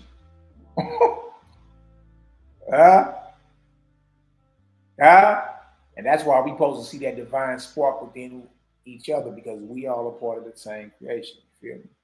That's why the creator like, nah, you ain't supposed to be killing nothing I created. Nothing. Woo. Woo. But we live in a culture where it ain't nothing but death. It's just death. And you desensitized to it. You know what I mean? Shout out to my Ak. Let me holler at my Ak for a minute. Mayaka Allah in the building. Peace to the CGG. What's the word, bro? Man, what's the word? Man, I'm just out here moving and sack, man. Hold on, man. You gotta turn up, man. You gotta turn your mic up or something. You sound far away. Oh, can you hear me? Yeah, but you say, hold on. Can you hear me? I can hear you. There you go. Okay, cool. Man, I'm just out here moving and sack, man. Hey, man, you just brought that out, bro, and I thank you for that, man, because something in this chapter I've been looking for a while. You dig what I'm saying? Can you hear me? Say that one more. Say right there. Last thing I heard was for a while. You said something and you went out. Man, I'm gonna have to unplug you. There you go. There you go. Right there. There you go. Okay, cool. I'm just my phone is connected to my car, man. But no, man, you just brought that chapter out, man. There's something in that chapter I've been looking for a while, and so I kept reading along as you were reading, and I found it. So thank you, bro. I just want to step on and tell you thank you, Ak. Hey, man, it's all good, bro. You know what I mean? And man, we out here putting down the difference between the creator and the deity. That's it. Yeah, man, and you know the thing is, man, everything that's going on right now has been going on in the lower heavens. Yeah. You know what I'm saying? So everything is inspired. You know what I'm saying? So, hey, it's crazy, man, because, I be trying to feed this to a lot of people, man. You know what I'm saying? So, man, give all praise to the Great Spirit, man. Hey, man, but look, eventually they going to get it. You know what I mean? It's only a matter of time, huh? It ain't no ducking this. It's only a matter of time. You all good, though? Yeah, man, we good, man. I see you out there, boy, looking spodiola. Looking like you got that sauce on, boy. Boy. Yeah, man, I'm just moving. I'm about to park somewhere real quick, man, so I can focus real quick. You know what I mean? But yeah, man, I just want to get on real quick. It was my little opportunity to get on and, tell you thank you, bro, for bringing this lesson out real quick. Because this helped me out real quick. Helped me find what I've been looking for, bro. Yeah. And, it's a lot of things. I've been trying to find this so I can show this to a lot of people. Yeah. Especially my loved ones out here in SAC, man. I think it's all good that we could just continue to, do whatever we want to as far as like what we want to put down our throats and things like that, man.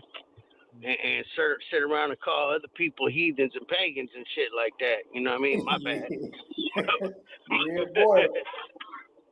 You know what I mean? So I just want to, show certain people that, and at the end of the day, But we you know, all living like hey, this. but look, my Yak, we all done been there, man. You know what I mean? Yeah. My bad, brother. I used to be calling them pagans and heathens and all type of stuff. Now realizing, boy, the way you operate, you the biggest one. You know what I mean? It's crazy. Well, let me finish reading some of this though. Check this out. Check this out. Why I got you. And if you can mute, I hear some feedback. So mute something. But look at this right here, y'all. Look what Greta said. Greta say, "All men are my children." Oof. See, so over this way, you got to come up off your religious or your superiority high horse. You got to come up off that over this way. All men are my children. In the conscious being, I created them alike. Huh? Privileged to all the earth and the waters of the earth and the air and the firmament above the earth. You see? Brothers and sisters, I created them of various tribes, races, colors, and sizes. But nevertheless, in my own way, I created them. Everyone for a glory in the way I made him. You see? See, so for you to go and just, regardless if you following orders or you just on some type of impulse, and for you just to go snatch that away. You know what I mean? No, Jack, you owe that back to the board. Greater say, I created all my children alike. All men are my children. He the one that created them into conscious being. I created them. And you have a birthright to all the earth, a birthright to the waters, a birthright to the air above the earth. You see that? So if this is the case, we know all the warfare that's being inspired and got nothing to do with the creator, the God maker. Nothing.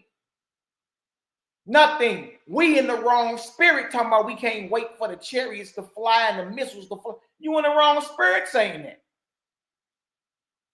Huh? And trip off this. One thing the deities know that Negroes still kind of ain't figured out yet is this, man. Your mind is so powerful that whatever you dwell on long enough becomes your reality. If you're talking war and dwelling on war, and guess what's coming? War is coming. You dig? So we supposed to put our peace on it, like cancel war with peace, right? And focus on a righteous reality.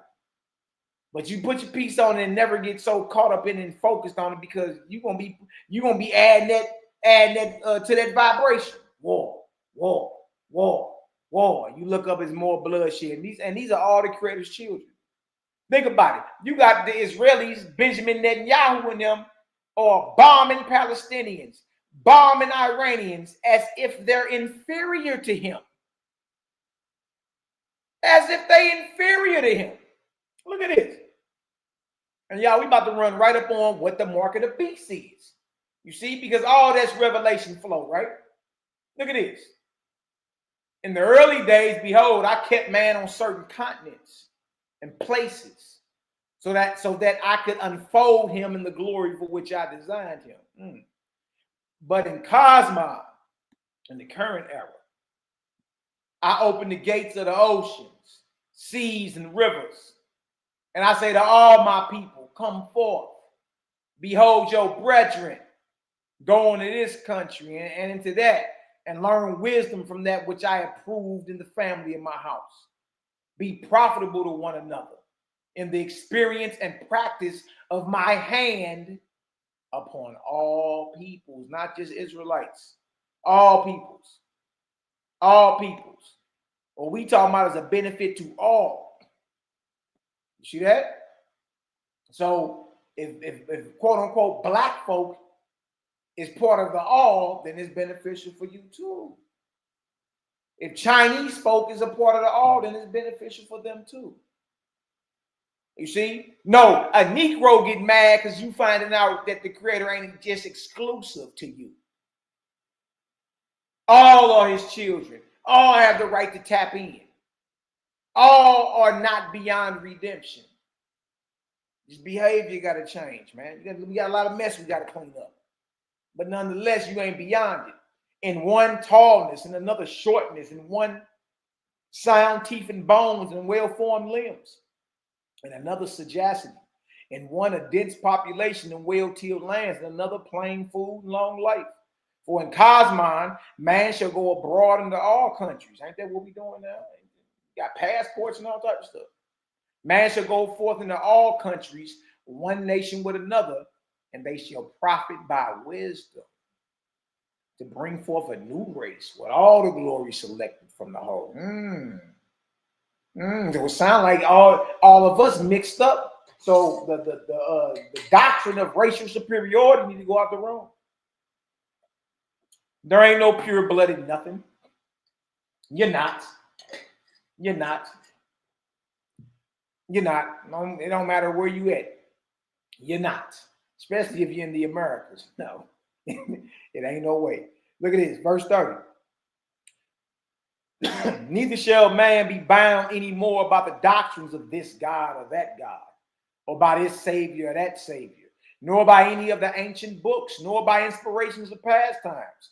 But he shall know how to obtain inspirations from my gods in my heavens for his own good and for his own wisdom. See, you're not depending on nobody to get it done for you. You go do it, man. You go do it, depending on no priest, no moray, no elder, no pastor, no bishop, no deacon soft shoe. You ain't got to wait for nobody to pray for you. Get it done. The credit is as near today as he was in the ancients. Just put yourself in order. You know what I mean? Stop being a misfit all your life and scandalous.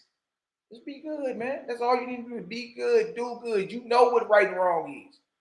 Get to it. Huh? Because in this era, we don't need the priest and the rosary beads and the media. You don't need all. He shall know how to obtain inspiration from my gods and my heavens for his own good. This is what the Creator is saying. In the Cosmon era, man gonna know how to obtain inspirations from my sons or my gods I've set up and my heavens for his own good and for his own wisdom. A lot of spiritual communion going on lately, right? In a time where everybody claim they talking to spirit. Okay. You just need to know who you talking to, and if it's benevolent for you or malevolent against you. You see? You can't be gullible and all vulnerable and weak in spirit. You tripping. You dig? As many scandalous people as it is, it's double or triple spirits on the same type of time. It's more spirits of the dead than it is people on this earth. You see? Verse 31, neither shall one nation judge another and cry out heathen, nor one people judge another and cry out pagan. But ain't that what we see with these wars? And ain't that what we see with my, Israelite for life, dealing with my Israelite brother? You heathen, you pagan, you fish lip heathen. Huh? You yeti, you pagan. Huh? You're getting old, though, ain't it? Getting old. Same redundant scriptures, same redundant talking points. You're getting old. It's getting boring for a lot of you. It's only far you're going to go dealing with a false God. Remember, his whole point is to make you a slave of his. So once you cross over, you can further augment and build up his kingdom. Look at 32. Behold, I alone shall judge. My mark is upon all those that engage in war. Huh? You argue what the mark of the beast is. You're saying the mark of the beast is on all those that engage in war, or who keep warriors, or who keep forts and arsenals and use weapons of death, and upon all who kill and eat the flesh of anything I created alive. For all such are pagan and heathen in my sight. Good night. Good night, boy. He's saying the warmongers and the flesh eaters are pagan and heathen. The warmongers and the flesh eaters are the ones that have the mark of the beast. Oh, really? Really? Oh, we. And there you go arguing over something else. That makes 99.9% of the world up under the vibration of the false gods. If y'all understand that the mark of the beast is warfare, the mark that it's talking about is warfare and flesh chewing on animals and warfare. If you understand that that's the mark of the beast, man, y'all drop a 12,000 in the chat for your little brother, man. Easy work. Yo, I clearly understand that. This is right here what I was looking for. You dig what I'm saying? So, you know what I mean? And I'm guilty of all this stuff too, because I used to be out there calling other people heathens and looking at, you know, all that's pagan. But really, man, I've been talking about myself the whole time until the day I got off eating flesh. Yeah, same here. That's why you know, I can't be mad. I ain't even mad or judgmental. You dig? It come off bold because that's me, but I ain't even mad and judgmental with nobody what it is because I was there. You know what I mean? I wasn't just there. I'm one of the frontliners, like there. You know what I mean? So I understand. I really do. I understand what it is. You understand? I understand the anger, the frustration, the uncertainty, the fear. I understand it all. I understand. You dig? But here, we're here to give you something greater. And then, you know, man, you put that fear away. You know what I mean? You put that fear away because we coming in what? Certainty, security. You can put that hate away. We coming in love. You can put that war away. We coming. Yeah, we coming to give and bring the creator. You dig? Yeah. You know what I mean? Give you something greater, which is the creator. Ooh-wee. 32 again. Behold, I alone shall judge. My mark is upon all those that engage in war or who keep warriors or who keep forts and arsenals. Look at that. Huh? That would include your boy Donald Trump that everybody was snotting over and crying over. That would include Donald Trump. That would include Barack Obama, Sleepy Joe Biden, Vladimir Putin. Name Vladimir Putin. Zelensky in Ukraine. It don't matter what you're talking about. The princes of Dubai, Yemen, Saudi Arabia, wherever you're talking about. I alone shall judge. My mark is upon all those that engage in war. So that's all the countries. Everybody got standing armies, don't they? And weapons of death. You already got the mark of the beast. You already lockstep and healed. You with it, right? The greatest country ever, and then going to the military. And go kill some innocent civilians and come eat a longhorn steak. Attaboy. You already got it. You've been conditioned. You've been prepped. You know what I mean? To act like an animal. My mark is upon all those that engage in war or who keep warriors or who keep forts and arsenals. Come on, man. Come on, man. And use weapons of death. What was we just saying? What was we just saying? Missiles flying. Bombs dropping. People dying. Huh? No country involved in any of that is innocent. Not at all. Not at all. And upon all who kill and eat the flesh of anything I created alive. Good night. For all such are pagan and heathen in my sight. So we ain't even, so we understand what a pagan and a heathen is, or someone who has the mark of the beast. They're those who are into warfare, bloodshed, and chewing on animals. Good night. Verse 33, look at this. Look at this. Nor shall they go from nation to nation to find evil, but to find goodness, wisdom, and virtue. Look at this verse 34. My God shall minister to all nations and peoples to these ends, to bring them together in peace and harmony. See what the Creator's, program is about? All nations getting together in peace and harmony, not the warfare, not none of that you're talking about. To open the ports of those who have been secluded nations and peoples, to persuade them to put away war, weapons down, and the glory of destruction, to make nations and peoples acceptable to one another. And remember, this is the Creator speaking through the light in front of all his sons and daughters, these high-raised gods and goddesses.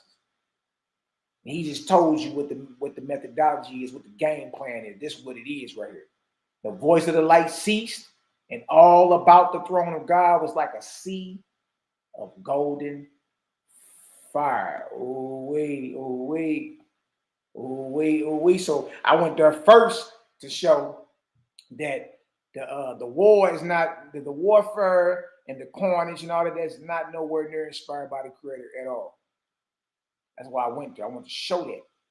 You dig? And to show if you in that type of vibration, you already a heathen and a pagan and got what the Bible calls the mark of the beast. You already got it. It's already there. You know what I mean? It's just running on automatic now. That's it. Let's go to the book of the Creator. The Creator's book, Jehovah chapter 8. Show y'all something. If y'all get some understanding, y'all drop a 1,000 in the chat, man. You know what I mean? Make sure we get some edification and understanding.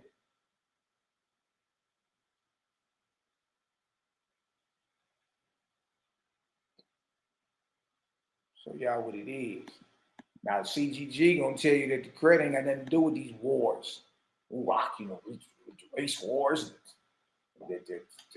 The Israel and Iran, Israel, Palestinians, Ukraine and Russia, China and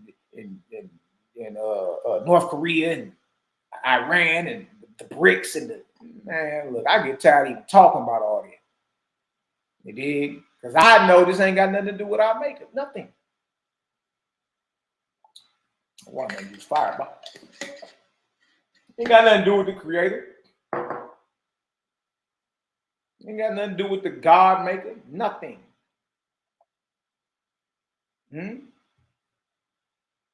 Nothing. Man, you just all in the spirit of warfare, clicking your boots. Nah. They can't wait for America to go down. Where you gonna be at? You gonna be right here. Niggas, some nuclear missiles get launched from the silos. You gonna be right here. Oh, you gonna go gadget and grow some wings and flap about here. Oh, no. You supposed to be in Israel though, right? You supposed to be within his borders. You dig? But they bombing there too.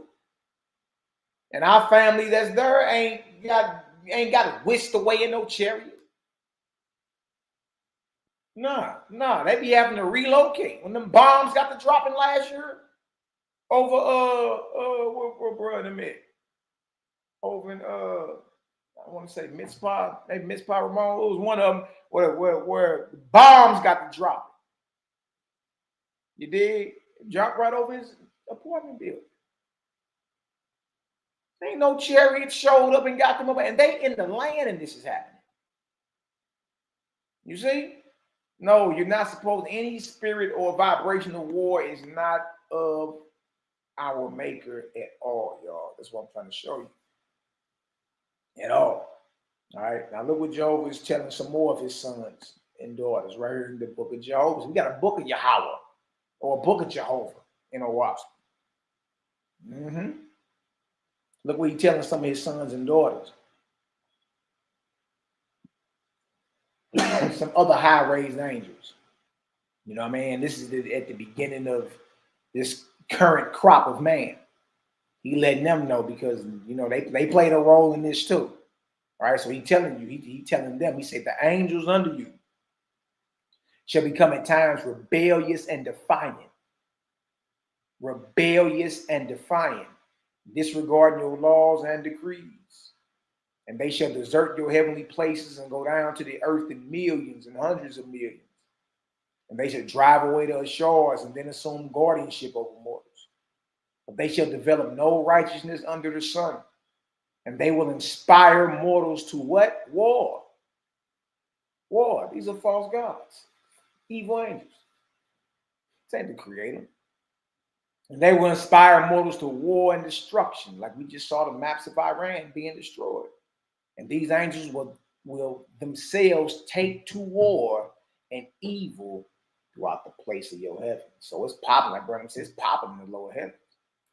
If it's on earth, if war done broke out on earth in the lower heavens, they warring. But notice, it ain't the creator inspiring man to go to war. Remember this. You about to lick your fingers and call yourself thumbing through prophecy. And then who you call the Lord God, you're assuming is the supreme being, the creator, right? But it's telling you that it's the God inspiring. Huh? Using the nations like a puppet master. Look at it. With the foul gases of atmosphere, they shall make weapons of war and places of torment. With these elements, they shall make suffocating hells in order to cast one another into what? Chaos. It is war in the heavens. They use the elements in the heavens to make weapons of war and hells, places of torments. Master the elements. Look at this. And mortals slain in war shall be born in spirit into chaos on the battlefields. Look at that. So if I asked you what happened to the spirit of those slain in war, now you know. Their chaotic spirits birthed into the spirit world on the battlefields and entering the spirit world in chaos. They shall not know that they are dead as the earth life, but shall still keep fighting right and left. Look at this. This is the condition of the spirits of those slain in war. What happens? You produce chaotic spirits. And these cats keep fighting. They don't even know they dead. So they still banging from thousands of years ago. Don't even know. Just chaotic. Spirits of war. See, that's the wrong spirit to be in. Stay far from a violent man. Stay far away from a contentious or a violent man. A forward man. Stay away from that. Stay away from that. His inspiration is that of the false ones.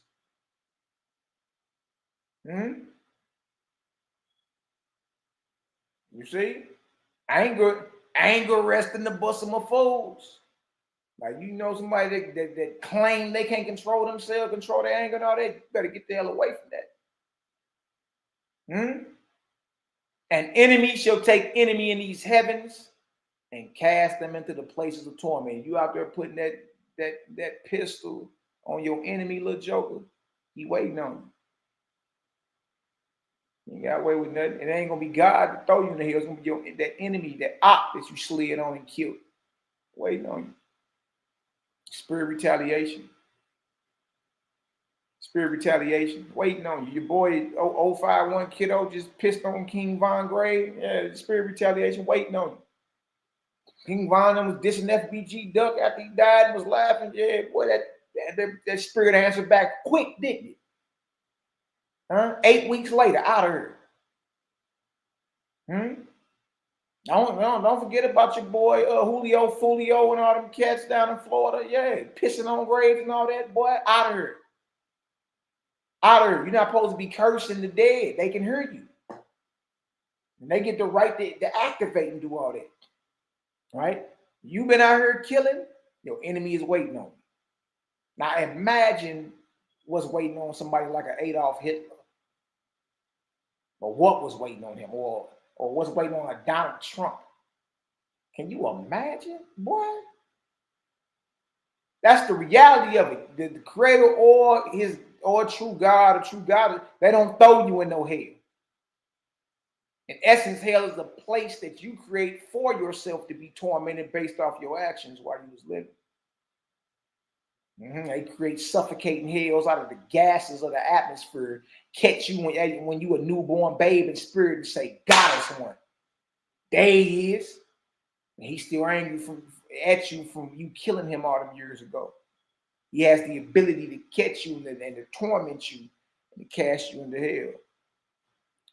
Good news is you're going to be there forever. You know what I mean?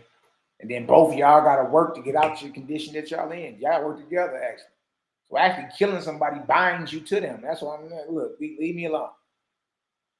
Leave me alone. This is the reality of it. Warfare and all that, y'all, is inspired by the false gods. Verse 8, and the work of your heaven shall become as nothing. You shall go about delivering hells and the spirits in chaos, and your labor shall become exhausting. Truly, you should cry out because you came and people of the earth. Good night. For I have also created this possibility for my creation, so that both angels and mortals shall learn to know the elements of the heavens and the earth, and to know the trials of love and misfortune. Ooh-wee. The trials of love. You want to talk about that, boy? Good night, boy. Everybody been through some type of trial of love and misfortune. But remember, you go through your darkness so you can learn, so you can become resilient, so you can learn to master creation elements. Yeah, that's the whole point of it.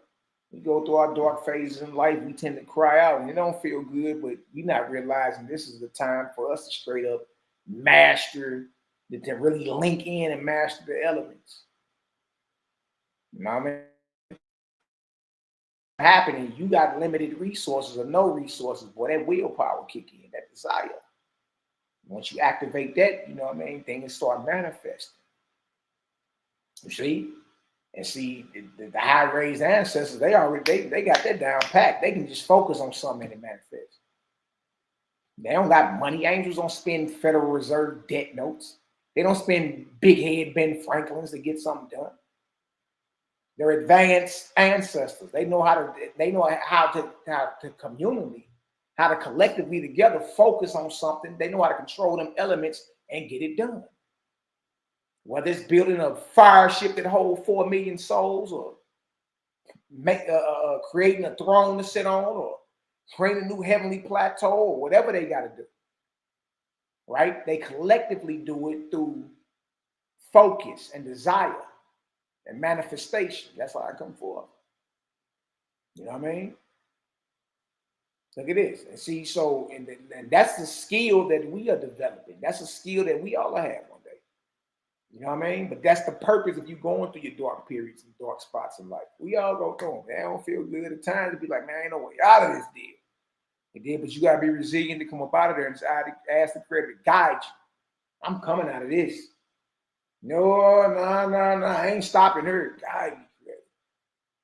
Need you. You know what I mean? Look at this.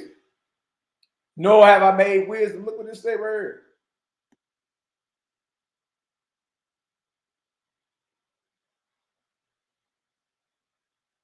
It says, nor have I made wisdom possible to any man or angel who does not know my elements and the extremes of evil and good which I created. See, evil and darkness and any of that ain't going nowhere. You gotta know how to deal with it, though. You gotta know how to, you know what I mean? You gotta know how to deal with it and move around without succumbing to the darkness or the evil. It ain't going nowhere. You know what I mean? It ain't going nowhere. You just got to know how to deal with it without being subjected to it. All right, verse 11. So after the darkness come the light, right? But in the times of great darkness, which shall come upon earth and these heavens, I will bring the earth into Dana, the beginning of a new arc cycle. And my Ethereum shall come in my name and deliver them. See that? So time of great light is on the way, man. You dig? So, and that's just life, period. We go through our light, our periods of light, and our periods of darkness. You dig? Look what verse 12 say. And it says, and again for another cycle, they shall be left with the lessons given to them. But they shall fall again in course of time. But again, I will deliver them. Through my gods and goddesses, I will cause them to comprehend the magnitude of my creation. So what Creator is letting it be known is the rise and fall of man, or man going through his light and darkness, and the earth traveling through her light and darkness, and things that happen that perceive so, devastating. You dig? It's all a lesson for us to learn. And it's there for us to learn how to master the elements and all that. And we actually supposed to be collectively offsetting that war. Like getting together collectively and focusing and putting all our energy over there with peace to break that whole spirit of war. Not to sit back and watch and say, "Ooh, get your popcorn." Nah, y'all supposed to be breaking that up. You know what I mean? Y'all supposed to be breaking that up and get her done. All right, let me see how we looking. We all good? Love, light, balance in the name of the Creator. Let's look at this over here. I want to go over here to the book of Judgment real quick. All right, y'all get some understanding. Y'all drop a 4,000 in the chat. This OISP hit hard. War is not sanctioned by the Creator at all. These are false gods. Now you know that if you out here, especially any young joker listening, man, you out here spilling blood, killing, your enemy waiting on you, boy. Y'all gonna have to win. Y'all gonna have to work together to get out of that situation, but not before he torments you and throw you in what's called hell for a season. You have to do some heavy convincing, both of y'all, because until y'all decide to rise up and look at each other as the brothers y'all are and the sisters y'all are, both y'all bound and stuck. Oh wait. Oh wait. Oh wait.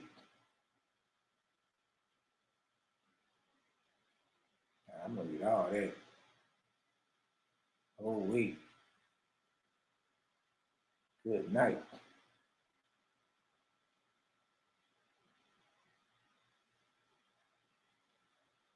Yeah, see, we have to read all that.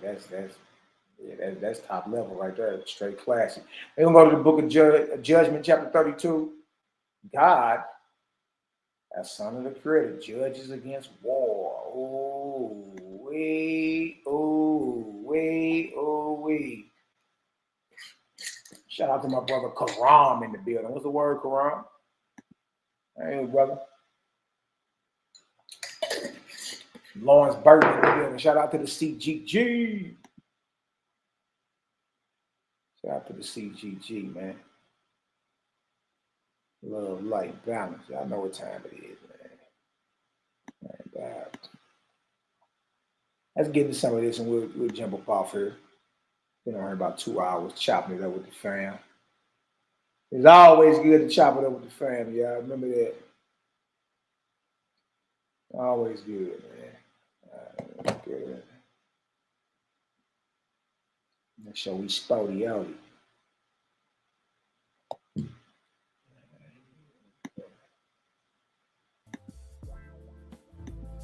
get hollering my brother Mayak earlier. Mayak jumped on.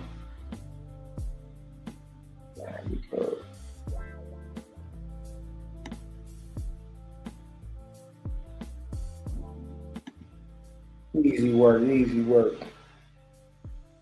Easy work, easy work. All right, let's get this right here. Shout out to my brother Hope Shea of Israel in the building. The whole world gonna get this one day.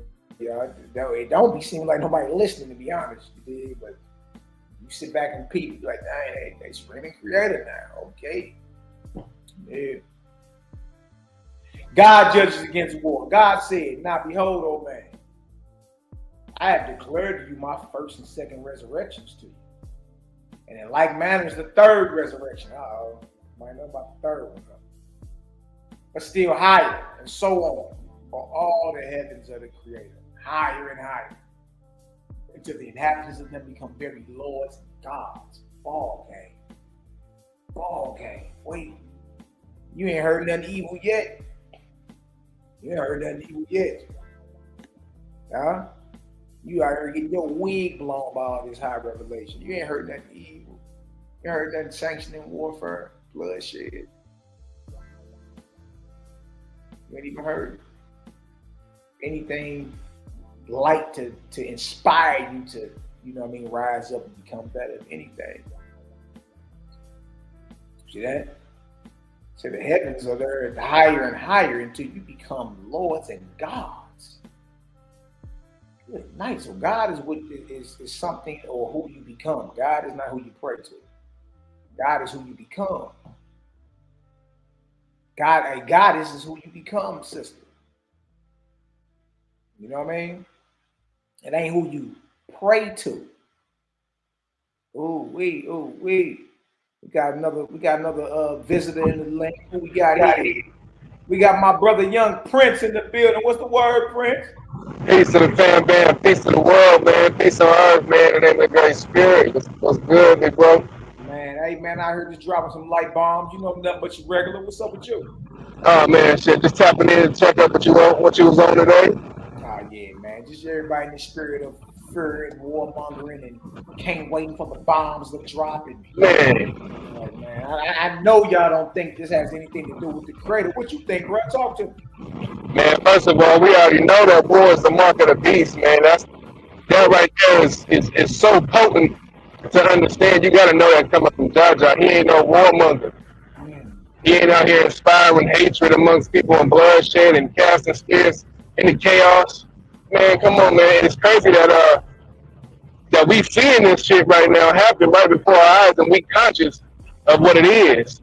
So many people think that this is some type of a good thing according to prophecy coming to fruition or something. You know what I'm saying? Yeah.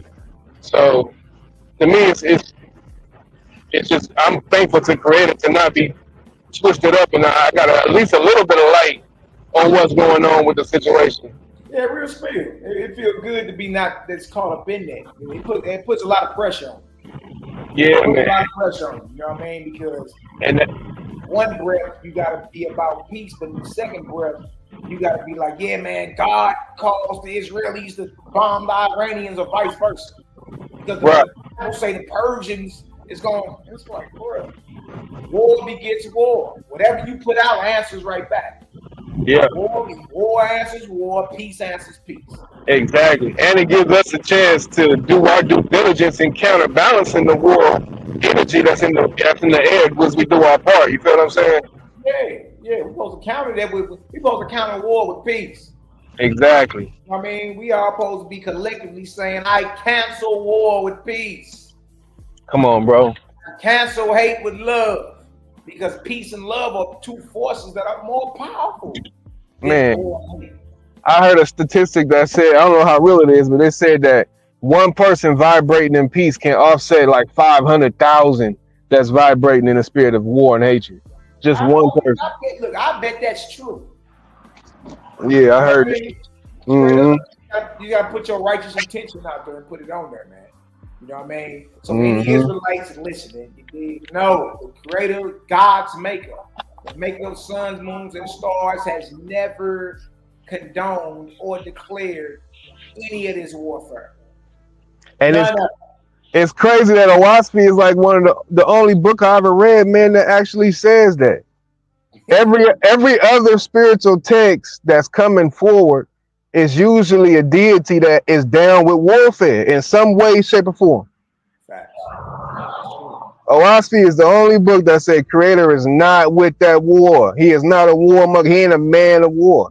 Yeah. He's not a man at all. It's the only book saying that. So I'll sometimes I'll just be sitting back thinking like, this must be a time of higher light. Because if a little Negro like me can come into this understanding like without a thought, like Jaja just illuminated it in my mind to make perfect sense. Like, and I know we ain't the only ones. It's hundreds of thousands of people on the same vibration, but it's just good that there are some people out there that's not with the warfare. You feel what I'm saying? Yeah. So yeah, that's a. It's a lot less stress and pressure on you, man. Look, put all that aside. The Creator never tell you to kill your children or any children. Or any never. Come on, Creator man. never tell you to go vote for some death penalties and go out there and slide on your ops and go bomb innocent civilians. That's not the Man, they just gave. I just heard on the radio this morning they gave somebody the death penalty out here in South Carolina. Yeah, like bro, just look. We about to read it. We about to read it, man. Look, Yeah, go ahead. You lawmakers, you generals, you commodores, everybody's responsible. You know what I mean? You ain't got rid of nuts. Here, I'm gonna read some of this. Stay on if you want to, bro. I'm gonna read some of it. All right, go ahead. Look what it say. It say right here. This Judgment 32. This is Judgment 32. I'm gonna start at verse 1. Again, now behold, O man, I have declared my first and second resurrections to you. And in like manner, the third resurrection is still higher. So on all the heavens of Jehovah, higher and higher, until the inhabitants of them become very lords and gods. Nevertheless, hear, O man, the wisdom of your God, and be appreciative of the way of resurrection being opened up to you. You appreciate this. Catch this game I'm throwing up. Catch a little bit of this game I got for you. I'm your older brother. Peep this. Verse 3.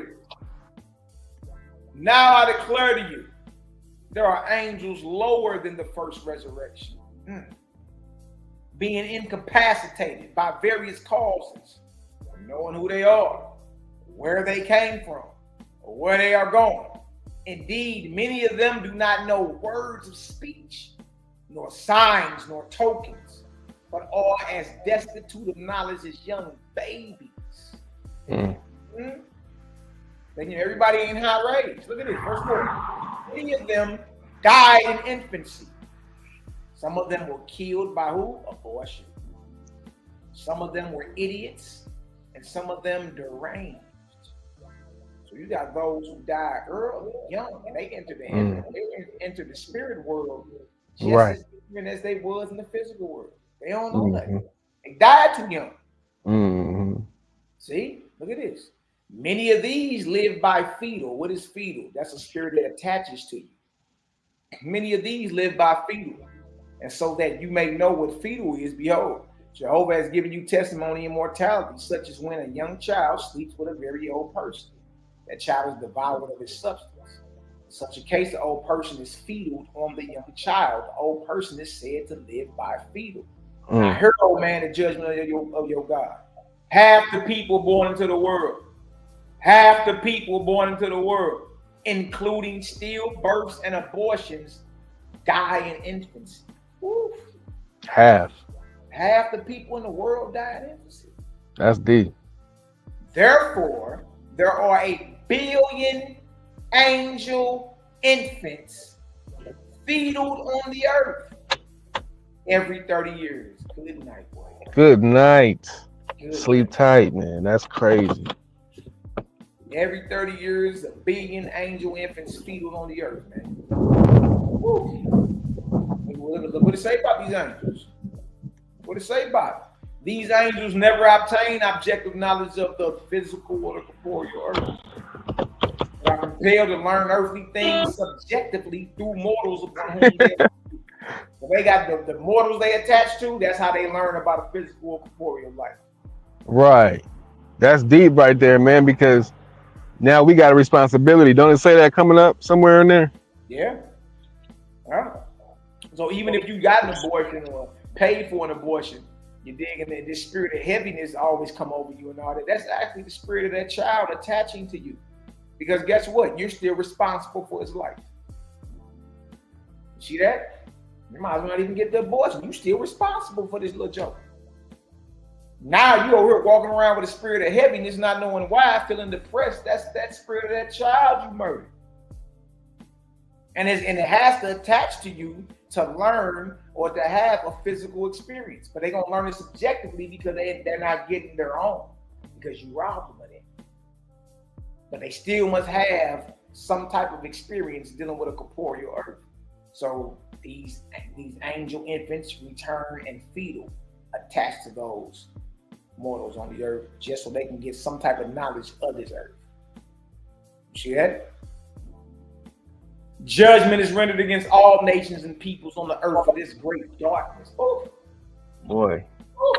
Oh boy. These early deaths, because these angels are thus bound immortals and cannot go away from them until such time as mortals die. Look at that. That spirit said that baby you aborted, is with you until you die. Yes, sir. That abortion you paid for, bro, with you until you die. Yeah, man. That's actually kind of a beautiful picture, though, the way Creator did that. Yeah. Cause he didn't leave the baby without their parents, even though their parents ain't necessarily conscious of their presence. The baby, you know who mama and daddy still is. That's beautiful. Yeah, nor the parents without responsibility. Because they got a spirit of heaviness on them. They got pressure on them. Right. That's as if this little joke was in. You got to feed them. You got to clothe them. So it's getting all this experience from or they're supposed to get for the earth from you. Right. And it ain't going away from them until such time as mortals die. Mortals are responsible and bound to train them by examples of righteousness and good works to rise up. You know what I mean? Wow. But at least there's some type of redemption for it. Right. It ain't like you going to hell to hang by your eyelids for the rest of your years without for the rest of eternity. No. All right. No. There's redemption for the infants that died, or the babies that died in infants. There's redemption for them, and for those who caused their deaths. All right. So no one's beyond redemption. Man, I'll never forget the first time I heard that Selah was talking about that. It brought tears to my eyes, man, because that was one of the main reasons why I thought Orosky was dope when I first read about it, because it talked about what happens to infants that die in infants. Yeah. And I had never heard that before. And my first wife had a miscarriage that tore me up for a long time. Yeah. But that brought me comfort to know that my baby was fetal on me for a while. Still may be every now and then, you know. Yeah, absolutely, bro. Man, look, the Creator is marvelous, and his whole redemptive work and plans, and man, the whole program is off the chain, bro. Man, what? Ain't no joke. Y'all shout out to our brother Selah Shalom to the chat. Y'all go like, subscribe, share. Yeah. Go to his playlist. Salute. Play. You know what I mean? Shout out Selah. Hop on if you want to. Hop on if you want to, bro. Drop this in the chat. We have to holler at you, little taste. Yeah. Hop on and holler at your family if you got time, bro. You dig? Bro, let's split a team right quick. Right here, it say the aborted. Shout out to Hezekiah and Nazarim, my brother Quran. He say the aborted baby spirit attaches the man and the woman because the angels inspired the parents to come together to procreate, but killed the baby. See, but a system in order, man. You dig? No matter what mess you've made, you can clean it up. No one said it was gonna be easy. You know what I mean? No one said it's gonna be easy. Prince, you dropped off. You want to come back on? Click the screen, bro. It's all good. Now here you go. Here's the warfare. So even if you've had abortions or miscarriages and all that, you dig? There's no reason for you to think you're gonna burn in the lake of fire forever and get your uterus ripped out. That's not the case. You know what I mean? But it ain't gonna be an easy task. You still gotta raise that child up. You know what I mean? In spirit, that is. You feel me? All right, watch this right here. Verse 9. Now, other than these angels, there are those who are slain in war, whose minds are in chaos, who died in the heat of passion, fear, and anger, become wild and bound on battlefields, or perhaps stroll away into deserted houses and castles and are lost, bewildered, and unapproachable. Y'all see this? This is the reality of those slain in war. Here you go, seal clapping because Israel just bombed Iran, or vice versa. Huh? Dang, they said their minds are in chaos. You know what's a trip too? Because you know, Creator has a process of redeeming them out of chaos. But like, the question to me would be like, how long would a person have to be in that state of mind for? You know what I'm saying? Like, how long is that gonna have to take before the angels can revive? Because I know it's a system and order and process to it. Yeah. So yeah, it's shit. Whenever it's time for like for the next god and all that to come sit, Uh-huh. You know, it be an excursion in the lower heavens. They come clear that sucker out. Yeah, that's true. They do that every cycle. Yeah, Yeah. out and all that. Like, you know what I mean? Yep. And then it's everybody go through their judgments and they put them, Right. for them to start raising up and growing. But yeah, if they ain't came out of that condition before then, that's when it's gonna happen. Mm-hmm. Changing of the guard. So every 400 years or something, man. Yeah. Them Southern Ethereans will come through and come clear out the entire lower heavens, empty all the hells out, all of it. Yeah, that's facts. I think it was Fragapati and Oab did that.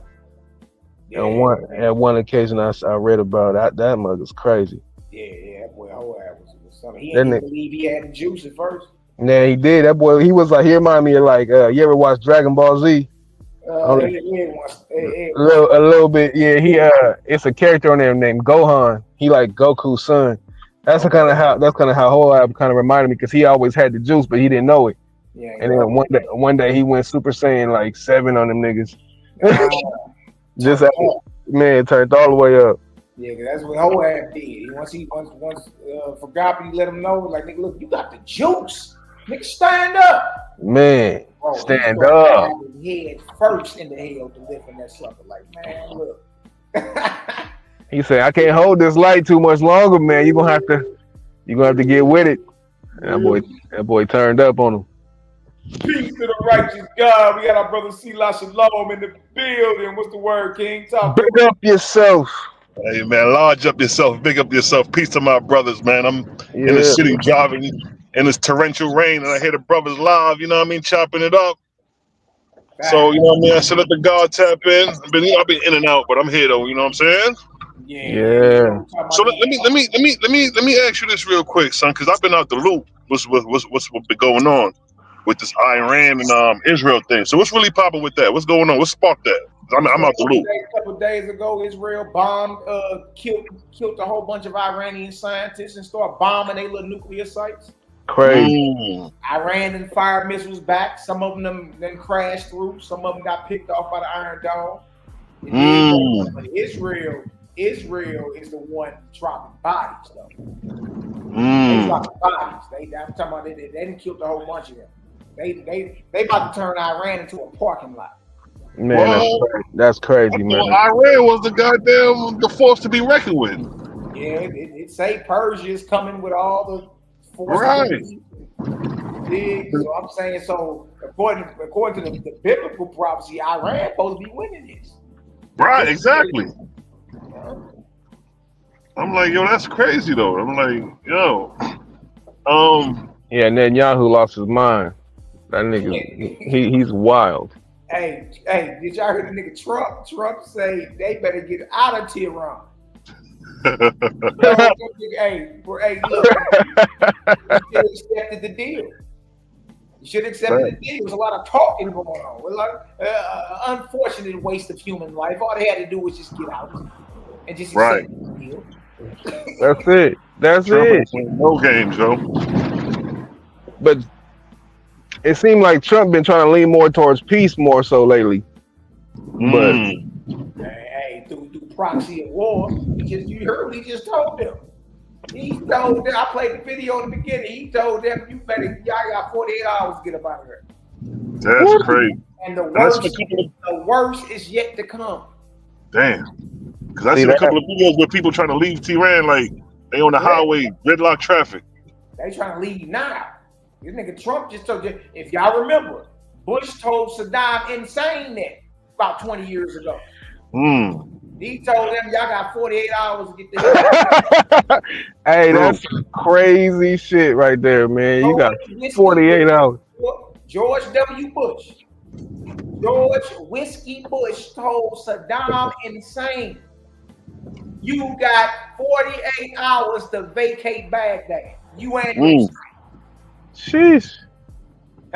He told him 48 hours, he started bombing in 12.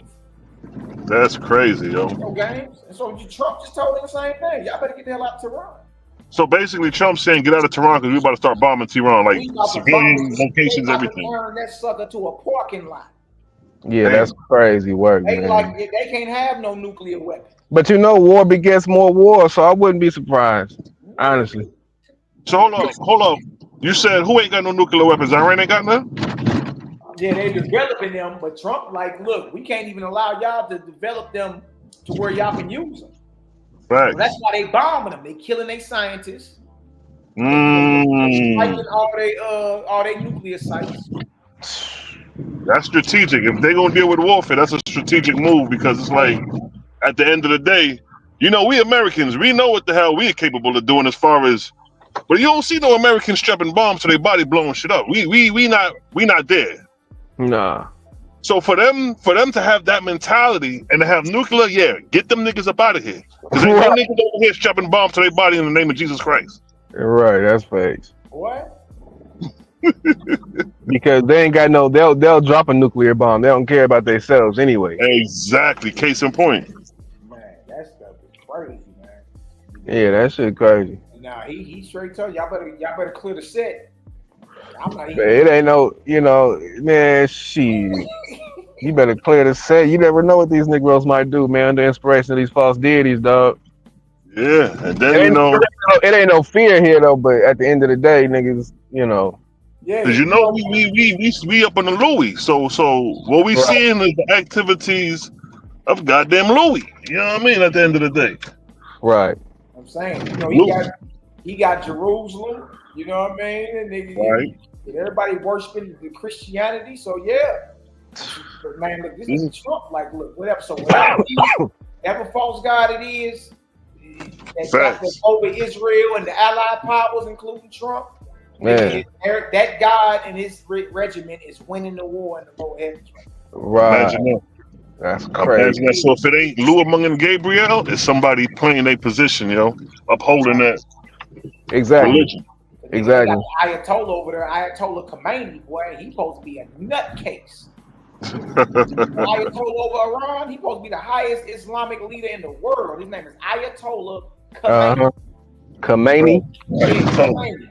You know what I mean? Man, look, this nigga heard. Yeah. Trump talking to him like he a little nigga. Trump talk to everybody like that. I say, boy, this nigga right. Hey, boy, hey, he's something else. Yeah, Trump. Yeah, we need a nigga like that. To be honest, we needed somebody like that nigga to show face. Yeah, real talk. If this was in Hillary's situation right now, I'd be all kind of panicking going on. Supreme leader of Iran. Let me pull him up for y'all. Y'all can see. He's trying to strike a deal now. Who you talking about, Mally? Yeah, this nigga, I'm gonna show y'all. Nigga, Ayatollah Khomeini. Oh, you talking about Ayatollah? You talking about old school Ayatollah? Yeah, Ayatollah. Yeah, definitely. This nigga right here. That nigga look like a straight up Caucasian. Man, he's straight up about the Caucasoids, man. What? Yeah, you got Caucasoids, Muslims fighting Caucasoid Christians. Look at this. Ali Khomeini, supreme leader of Iran. That's crazy, yo. That's crazy, yo. Yeah, man. He on Twitter. He on 51 minutes ago on Twitter. We must give a strong response to the terrorist Zionist regime. Woo! Zionist no mercy. Wow. Yo, these niggas is preparing themselves for hell not, yo. Hell no. I was thinking that same. I'm saying, what? He just declared war on them niggas. Facts. That nigga going into a hell now. He don't even know it. Now I'm telling you. Every single soul that died, he gonna be responsible for that thing, man. Imagine, yo, that shit is crazy. Every single person, baby, woman, man, child, every person, man, it's on his head. That's crazy to think about. And then this is like today, let alone the generations prior to us. The continual war and bloodshed, the confusion of souls after death been going on in them regions for eons, yo. Sheesh. Man. Yeah, nah, I'm cool. I'm cool. Increased peace, man. War is the mark of the beast, man. For real, that's crazy. You all here if you think any of that got to do with the and that's why I thank the Great Spirit for Yeah. For bringing this understanding. It was so easy to receive. It was like, oh, yeah, that makes sense. Because, yeah. Easy work. No matter if I'm angry or happy, 1 + 1 is 2. That makes sense. Right. You know what I mean? And then think about the fear factor of what's going on. Like, oh, this is Revelations, World War III about to pick off, the lake of fire, all that doomsday shit going on. That's what my uncle is on. That's why I told Melly we're going to have to holler at my uncle, man, because he won't stop. I'm like, I don't know. See, that's all he knows. You know what I mean? Right, that's all. Until he ready. Yeah, and then we just show him the spiritual conditions of what that doomsday bring. That's the heavy stone right there. That's the eye opener to make you consider: do you really want to follow a warring God when you're going to be born in spiritual chaos after death? You have a choice, like you say, Melly. You have a choice. Keep reading that, Melly. You say what? I said keep reading that right there. I'm finna see like what you were saying. Like I was saying what?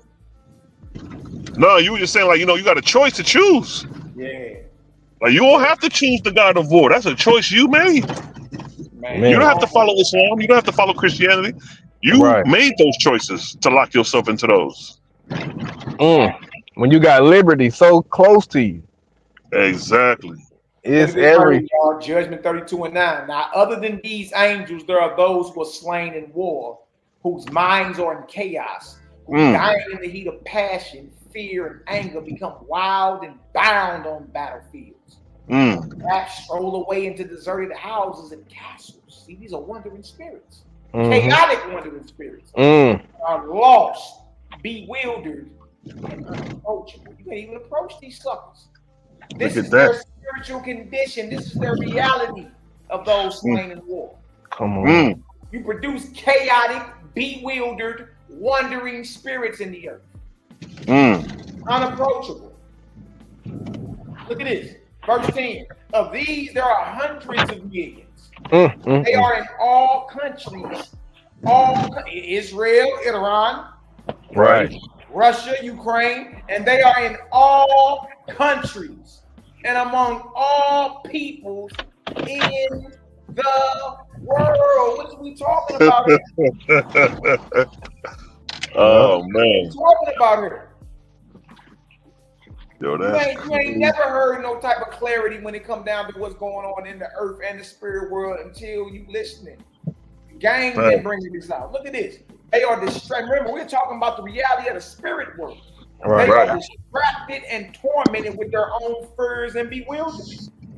Judgment is rendered against all nations and peoples in the world who engage in war. Thus bringing these afflictions upon the angels. That's it right there, man. The afflictions upon the angels. Break that down for us what that mean about bringing this affliction on the angels of heaven. What that mean, brother? Yeah, man, that's sad because it's like you're dealing with all these untimely deaths. It's like being at the hospital and mothers start spewing out them babies before time, and you're like, oh, where this coming from? Hey, go grab that. This baby only 4 months. Grab that. We gotta put her on a ventilator machine because he's ain't fully developed. So it's like that's an affliction because it's like they didn't get a chance to even groom. So you got to deal with all these chaotic spirits. I remember reading Life in the Unseen World. That's a book. I forget the dude's name. Anthony something, if I'm not mistaken. But I remember in that book, it was describing how the dude was experiencing his journey in the spirit world. But towards the end, it described how the spirits of the dead that was dying in warfare was becoming more populous, more increasing at the time.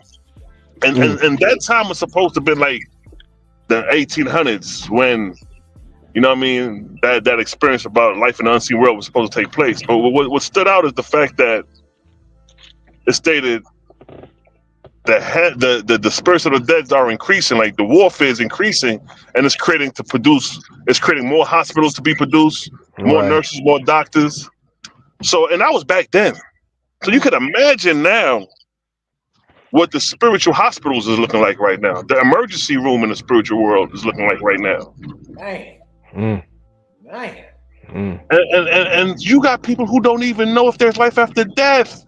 Look at the Satnatas of the world.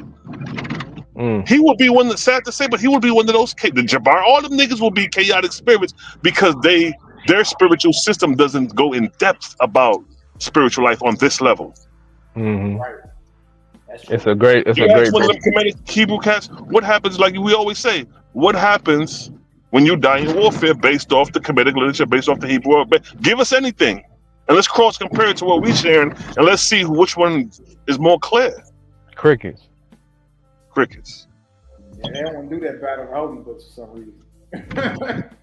Hey, you know what's crazy too? Like even about Christianity, where it talks about when somebody is baptized or they become saved or they accept Christ, right? That the heavens rejoice. The angels, the heavens rejoice at that one, right? Right. But they don't ever talk about how the angels mourn. They don't ever talk about the other side of that, and that's the fact that there is a spiritual chaos you can find yourself in. It ain't just hunky dory in the lower heavens. Right. Even the Bible gives them a glimpse of a lake of fire and a hell. They got a glimpse of it, but they don't know the realistic conditions of that. Like the lake of fire, just walls of fire, so your ass won't escape. They don't know that. Right. Exactly. They don't know hell is equivalent to jail. They don't know that. Or getting your ass whooped. They don't know that. Yeah, hell not is your ass getting jumped by a whole bunch of cats. That's it. And I was just telling one of our loved ones, man, like, hey, look, man, like the things, the topics, the clarity that the CGG is coming with, right? Facts. Listen to me, there ain't nobody else on the earth putting this out. And I know right now, it may not seem like, you know what I mean, the top sought after info. What I'm telling you is we so far ahead of the curve, 10, 15, 20 years from now, all you niggas gonna be CGG. Man. Yeah. You might as well get on this shit now, bro. What did you wait on? Y'all so stuck on the white man thing is that's holding y'all back. Bro, the deepest these niggas done went in the conscious community, y'all, is Inky and Leo. Damn Anunnaki. Man, that's as deep as they get. The deepest cats in the conscious community talking about the Anunnaki. Exactly. Billy Carson, and we just seen how he got handled. Man. You know what I mean? And Bro, is this your king right here? Right. This your man to them. Him. Come on, bro. Like ain't nobody else even coming close. That's what I'm saying. Like, and it's crazy that a lot of brews ain't found out about the Nazarene Scene Gospels yet. that's what led us to where we at now. Man. That was 4 years ago. I'm like, man, I'm looking at a lot of brews like y'all ain't read this. Y'all still think Yeshua. They missing a lot of gaps in history. That timeline is it's very important that they catch on to that, but they're not seeing it though. You niggas 4 years late. Man. And 110 Nazarene editions behind. Right. A whole clip. You got taught 440 hours of Nazarene Scene literature. 110 episodes at 4 hours apiece get you 440 hours. Copy. That's what I'm saying. It's like shit. Until y'all even attempt to catch up. Come on, man. It's just classes in session. Is all I'm saying. Exactly. Classes in session, yo. You dig? Y'all can't come with them same weak ass verses that we already familiar with. Man, we didn't beat that Bible up so bad, man. We didn't tore that mug to shred. But the crazy part is we ain't throwing it away. It's just everything. We got all of the daggers to slice all of that. I mean, from the dietary laws to the false deity. Man, Daryl Cosmon just blew Yahweh up again. Exactly. That was crazy. You know what's crazy though? We gotta say we turn the Bible up. It's written against itself. That's what I mean. It's just the wouldn't even been able to do that had not the Bible had it written in there about the deal. It's written against itself. It blew itself up. Right. Lou Among's doctrine was already written against itself. I knew Hassai's doctrine, the first style Lord and God who you worship. It was already designed to have you chasing your tail. Exactly. It was designed for some type of clarity and upliftment. Come on, man. Come on, man. Anu specifically said he gonna keep niggas in ignorance about his Zions. Straight up. And he said he don't care nothing about you being ignorant.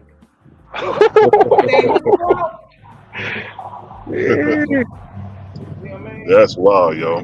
We just gotta be real with ourselves, man. Look at some of this right here. It say 32 judgment, 32 and 12. Judgment is rendered against all nations and peoples in the world who engage in war, thus bringing these afflictions upon the angels of heaven. Because y'all, there are angels whose job it is to receive the spirit of the newborn dead when they cross over. Now, you got all these millions of people being slain, dying early, being slain in war. They're birthed into the spirit world as chaotic spirits. And guess what? These angels have to find the skill to calm these jokers down. Man. You're going to be doing that one day. Yep. You're going to have to restore chaotic spirits and bring them away from the battlefields. Huh? And look at you complaining about thugs. No, don't complain about them. Go raise him up. Man. That's it. Look at this right. It's a right. Verse 13. Judgment is rendered against every nation and all people in the world who carry on war or who are accessory to war. Oh. In which any man created alive by Jehovah is slain in defense of any king or other ruler or in defense of any country or government in the world. They just been over here slaying these Iranian scientists, boy. Crazy. We know the judgment is against the United States. We know the judgment is against the Israeli regime. We know it. It ain't just them, though. Those who are making war with them and against them. Same thing. Creator ain't got nothing to do with none of that, y'all. Right. Y'all might as well sit y'all ass on down talking about y'all waiting for the chariots to fly. You might as well sit your monkey ass down somewhere talking about you can't wait for these missiles to be launched out of these Russian silos. Crazy. The hell you don't hear these missiles strike. Look at this, verse 14. In the hell no. Whether any war is offensive, Israel, or defensive, Iran, my judgment is against its aiders and abettors, and against the kings and queens, or other rulers who are parties to war, willingly, knowingly, or otherwise. That's crazy, yo. It ain't with none of this warfare. You over here happy and seal clapping. Talking about we about to get up out of here. We ain't going nowhere. We're about to get up out of here. We ain't going nowhere. That's all we've been hearing. You know, this brother, man, we about to go The promise. out of here, about to crack the sky,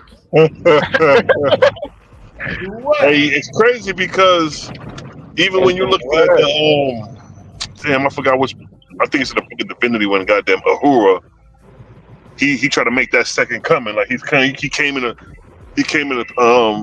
the spaceships in the form of a pyramid trying to scare niggas. It's like he actually made that appearance to try to fool niggas that he is the Lord. Bow, every king shall bow down. The second coming is displayed in the Book of Divinity as a false god, and it's like, nigga, the Revelation is played out right there. Man, scene 2. See, even when he be like, boy, I was shot about to crack the sky with the chariots. Alright, so as the bombs dropping, you supposed to go gadget and get up out of here in the chariots, right? And then where are you going from there? You going over to Israel in the chariots and y'all come down to the earth with the and what's going on with them whores around The temple. Yeah, the whoremongers and acid chaps. Yeah, what's But I'm saying, notice that war brings Yahushua through the clouds and the chariots for more war. Because wow. That's deep. War begets war. Facts. Yeah, he going to war. He gonna spill so much blood. It's gonna be blood up in the horse's bridle for 200 Right. Yeah, man. That's crazy, yo. He gonna you got a slay spiritual being that's gonna have bloodstains He on gonna it. have the birds of heaven come eat their flesh. That's wild. Yeah, man, that's crazy work. Come on, man. How that's gonna look? A spirit with human blood on him. Come on, man. That's crazy. Blood on the garments. He got a sword coming out of his mouth. He gonna kill the nation. That's crazy, yo. I think that's the insane Nazarene Yahshua, the son of the Creator, who taught directly against warfare. Right. See, you don't even know what you read in Revelation. Revelation wasn't always the last book of the Bible. No, sir. Revelation wasn't always the last book of the Bible. You know what I'm saying? Like you're dealing with some things that you really had no time to really investigate. You just like, that's what it says, so that's what it is. You know what I mean? And if that's the spiritual being, you got it. Look at this, verse 15. And I judge him guilty also, who is General Yohanan, Commodore, Captain Zoya, or private, that engages in war or takes part in it, aiding, abetting, or otherwise, in which any man created alive by the Creator is slain or caused to suffer death. That's crazy, yo. And you know what's funny? When you see the ISUPK out there training like they doing something. Like, nigga, Israel just wiped out Iranian scientists with one nuke, with one bomb. You niggas will be out there training in the field, and them niggas will wipe out niggas out with one bomb. Nigga, all that training, all that extensive martial arts out the window, nigga. They in a facade. They in a weird frame of mind, man. Man, that niggas will park a hellfire missile right over your scalp, nigga. Niggas went from training to waking up in a hell knot. I'm telling you, bro. Look, they dropped that hellfire missile on that boy about 15 years ago. I don't know if y'all remember old Jihadi John. Jihadi John, nigga. I think it was Was it Bush in there? I think it was either Bush or Obama. It was one of them. Boy, they authorized the launching of a hellfire missile. This is what they call it. From a drone. Man, they parked that sucker on Jihadi John's scalp and melted him. Wow. Dang. Jihadi John, look him up. Yeah, pull that shit up real quick. I'm like, dang. You got my attention. Straight to a hell knot. That's crazy, yo. Nigga drop a nuke on his head, literally. Man, they got this stuff all over. It's on Reddit and everything. Fire missile. This stuff all on Reddit and everything. Good night. That's wild. You got it, John. That's what you're dealing with. There ain't no way in the world. There ain't no way in the world that the Creator is sanctioning any of this. Hell no. At all, bro. You know what I mean? And I noticed what the naysayers would say as well. Oh, you trying to say the Creator don't do it, but the Creator allows it and da da da. And the beautiful thing about that standpoint is that we could go into the fact that the Creator gave you liberty to make these choices. Ain't nobody pull your string. You made the choice to drop that bomb. You made the choice to become a false god. Yeah. And you decided to follow him. So it's like, shit. You can't blame the Creator. You got to blame you. That's what you wanted. That's what you wanted, right? Right. That's what you want. You know what I mean? That's, you give you the hearts of your desires, right? Exactly. We got to stop all that goofiness. Man got himself into it. Man, clean it up. But why would he allow him? You ain't no robot. You got a choice. And you chose to do this, and this is what happened. That's how real our creator is, that he will allow it to happen because you're responsible for cleaning it up. When a hurricane come through and decimate a city, we don't pray to God, nigga. We go out there, hands and feet, clean up. Look when Katrina, look at the destruction that Katrina did. We ain't sit around and pray to no God, nigga. We went out there, hands and feet, cleaned that shit up to the point where you wouldn't even never notice a hurricane hit New Orleans. So that shows you we are responsible for our own actions, just based off dealing with current events and natural disaster, and you know what I mean. We ain't waiting on no God to do that. I ain't even got a trip. I heard here go Jihadi John right here. I know y'all remember the ISIS old faction of Nas Hezbollah and all them. They went from ISIS to the Taliban to Al Qaeda. So y'all remember that era back in like 2015. Right. Now this cat is part of ISIS named Jihadi John. Check this out. Jihadi John had become a symbol for ISIS after beheading a number of hostages on video. We'll begin to slaughter your people on your streets. Pentagon officials say they targeted the terrorist in the ISIS-declared capital of Raqqa, Syria, but early today the U.S. could not confirm his death.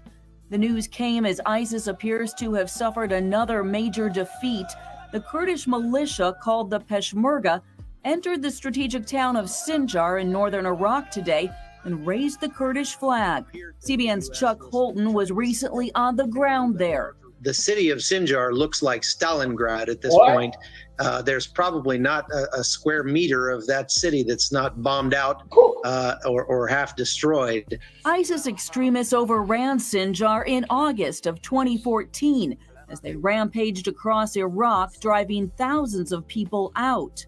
The U.S. has been partnering with the Peshmerga during the current attack on Sinjar, backing them with airstrikes. It's a key test for the Obama administration's military strategy of combining local ground forces with U.S. air power. This is strategically an important area in Iraq in terms of taking the fight to ISIL. In taking Sinjar, the Peshmerga have also severed a critical ISIS supply line. It runs between Iraq and Syria. ISIS has used Highway 47 for months to move both supplies and fighters. Heather Sells, CBN News. What that city boy looked like it was a volcano. Yo, that's wild right there. Yo, that's crazy. Talking about U.S. drone airstrike believed to have been killed. This right here, killed in the airstrike. They about to show it right here. Like this. What you talking about?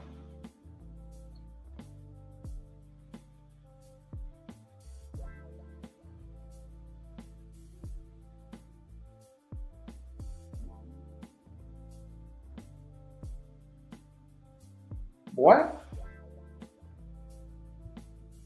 Out of here. Park that sucker right on his scalp. Oh no, that's crazy. Telling you, boy, you dealing with a monster.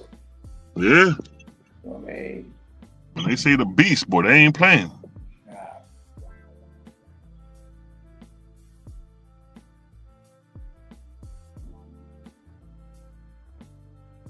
Man, that's What? crazy. Boy. Damn. That ain't even no nuclear weapon. That's a hellfire missile.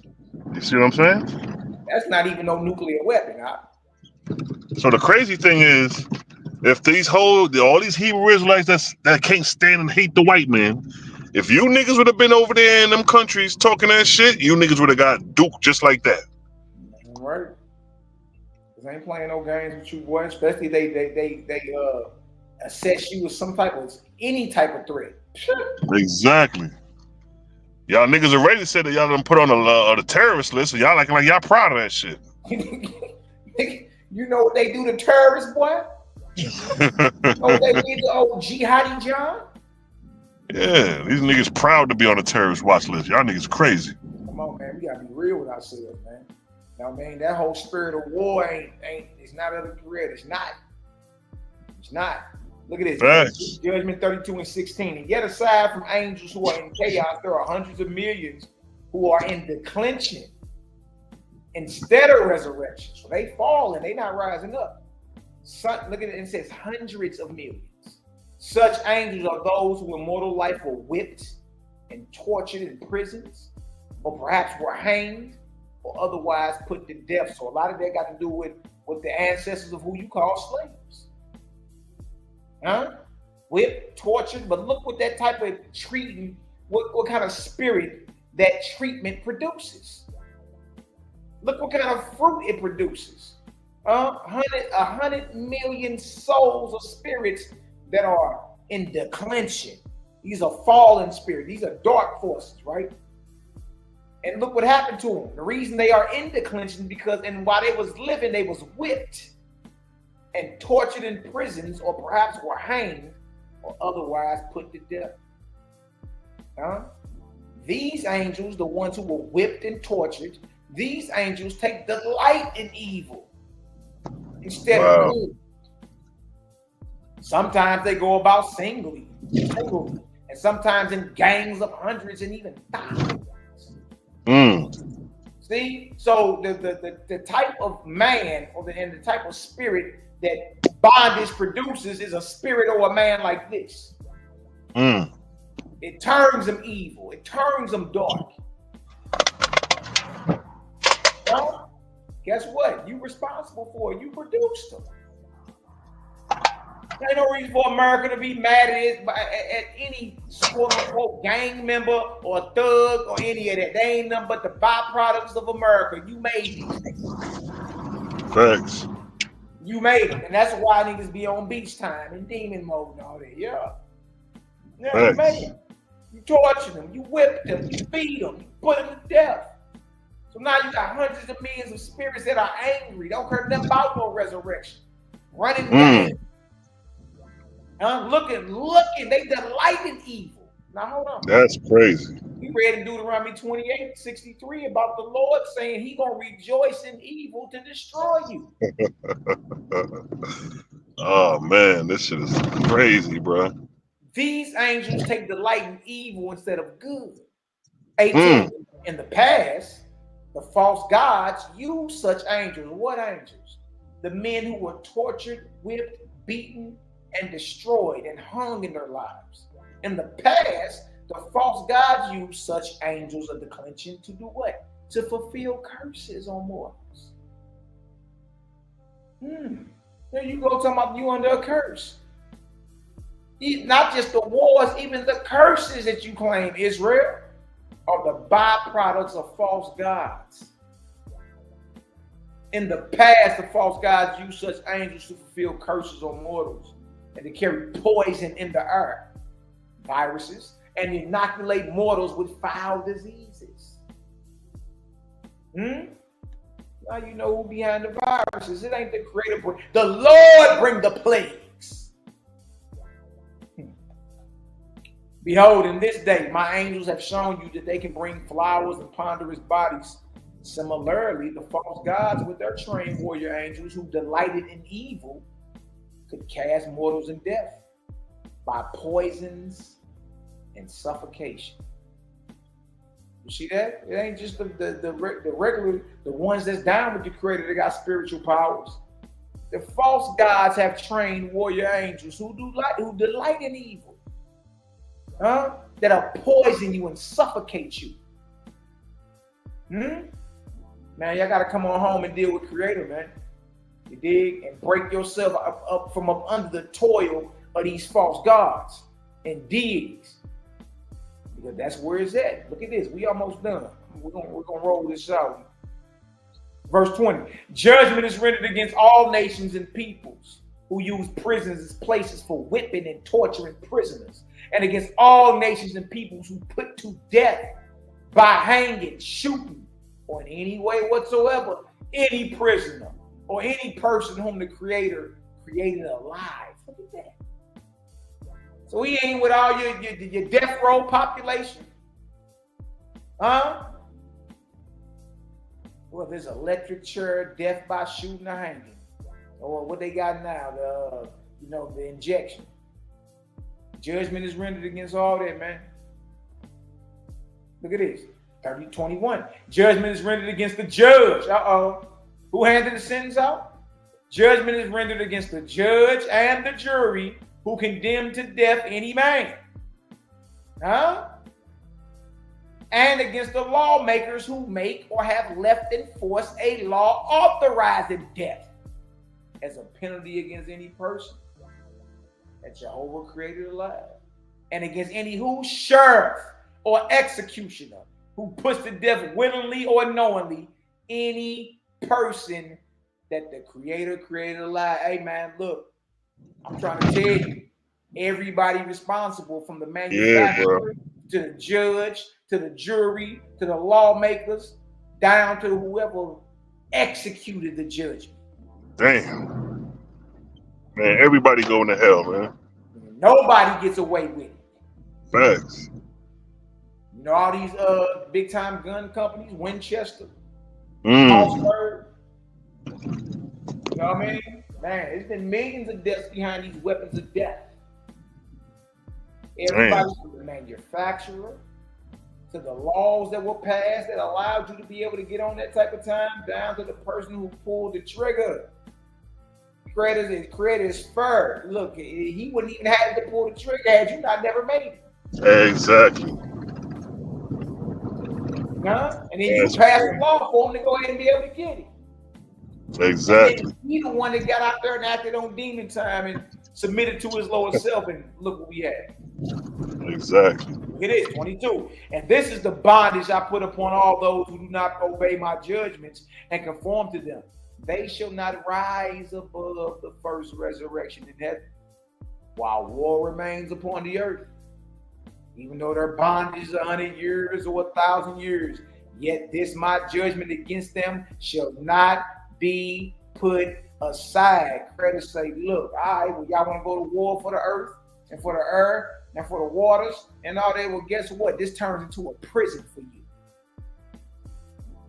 And you got to clean up your mess before you can even begin your process of resurrection dealing with the Creator and his created world.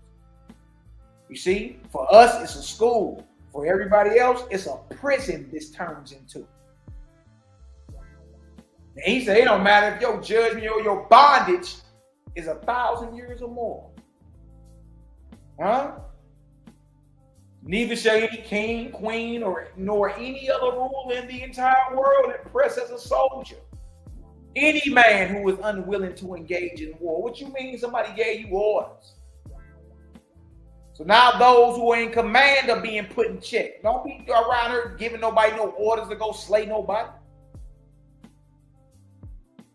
And whoever does not obey this, my judgment shall not rise above the first resurrection in heaven, while war remains on the earth. So play around if you want to, Donald Trump. You become a wandering, hell-bound spirit. As long as war's in the earth, you hear. Good night, boy. So it don't even benefit you to take nobody's life. You bind yourself to them. You know what I mean? You actually bind yourself to them. And this earth. Go ahead, Sila. Nah, I'm just shit. This shit hit. It's like you be hearing it, but then when you hear it again, it just be hitting different every time. It's like I'm hearing this shit for the first time again. It's like, yo, this shit is deep. I don't know how cats could overlook this. I just don't see it, yo. I don't see it either. Yeah, man. And you know, they be here for a very long time, man. Facts. For a very long time for betting in these wars, man. You know what I'm saying? So it's like, I read this stuff over and over again. I give it to a lot of people, man. And it's, you know, it's just crazy, man. Because, you know, like Donald Trump and them out there right now, you know what I'm saying, the betting engaging this, they have no idea what they got themselves into. Nah, bro, they don't. They don't even know, man. Look at this. Look what he say in verse 24.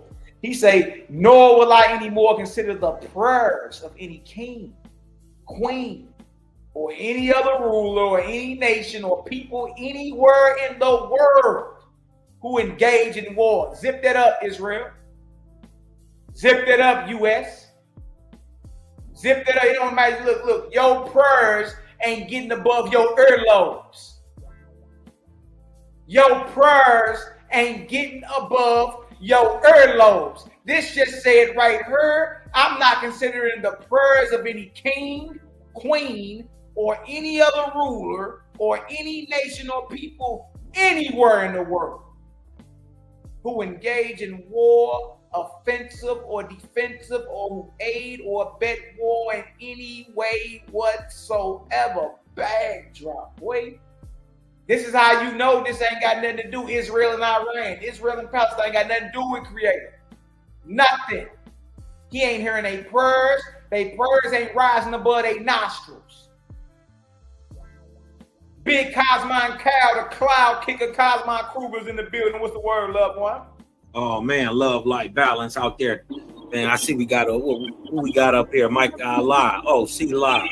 Look at the young Megaton light bomb. Three of the horsemen up this thing, man. Salute to y'all, brothers, man. Man, salute. Man, salute to you too. Somebody mute up for me. Go ahead, Cal. Yeah, no, y'all was cooking right there. I just right there, you where it says that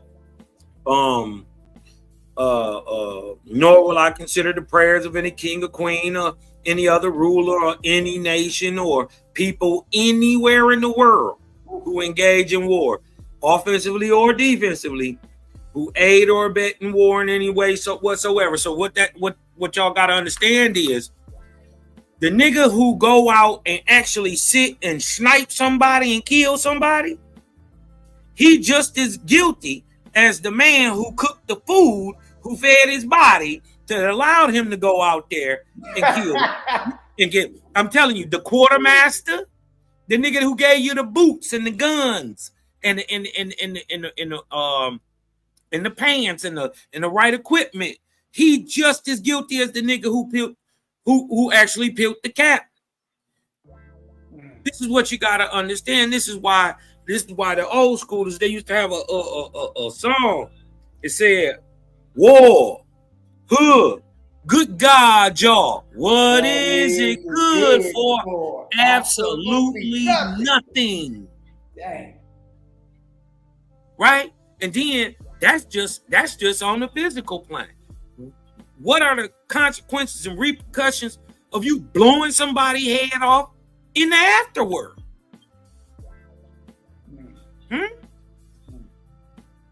So what you got to do ain't no big me little you in war. Yeah. The general, he get a times his bond by how many people he was commanding. That's hurtful right there. So by how many people you kill and by how many people you led astray doing it, that's your bondage. Hey man, killing somebody, you bind yourself to them, man. Hey, think about the cats that got millions of bodies on their jacket, bro.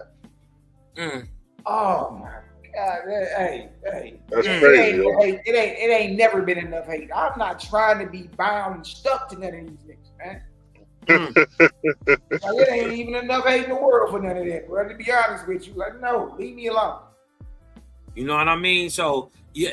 So I'm just saying, the dude who was cooking up the pancakes for the Warriors, yeah, is just as guilty as the nigga who pulled the trigger.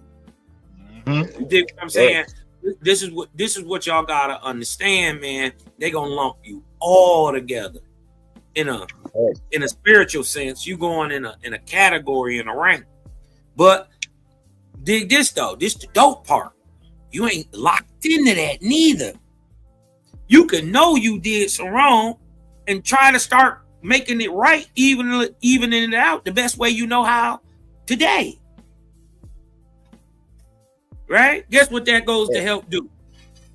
It goes to show, I was looking at this, that men who suffer from PTSD, who actually get out and engage with the neighborhood and their family and try to work through this situation, doing, through helping people, right? The PTSD lessens or leaves. It helps with it. But the man who's sitting there stewing in it, oh man, you got drooges all on you. And you know it. And the crazy part is you see them. You see them. They in your sleeps, they in your daydreams. You telling people think you crazy now.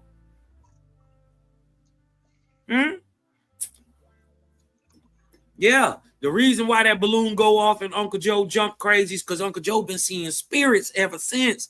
He killed that young man over there, the Viet Cong. Right. Unless she keep playing out in their head, like the imaginations torment them. Yeah, they keep fighting. Yeah. Look at this right here, y'all. So we read that the prayers ain't even being considered, right? So everybody that's over here still clapping like, you know, this has got something to do with the Creator, you've been greatly deceived. Because the Creator ain't even hearing you. The true God ain't even hearing your prayers. The Creator for sure ain't hearing. Look at this. And I will abandon all such people, and my Lord shall abandon them, and my holy angels shall abandon them. And they shall be left as a prey to their own harvest of evil spirits and to all manner of true jobs. Now look, before you go on, I want y'all to pay attention to what is going on in the news. Everything we are about to say is on the front page. Pay attention. Go ahead, man. Look at this.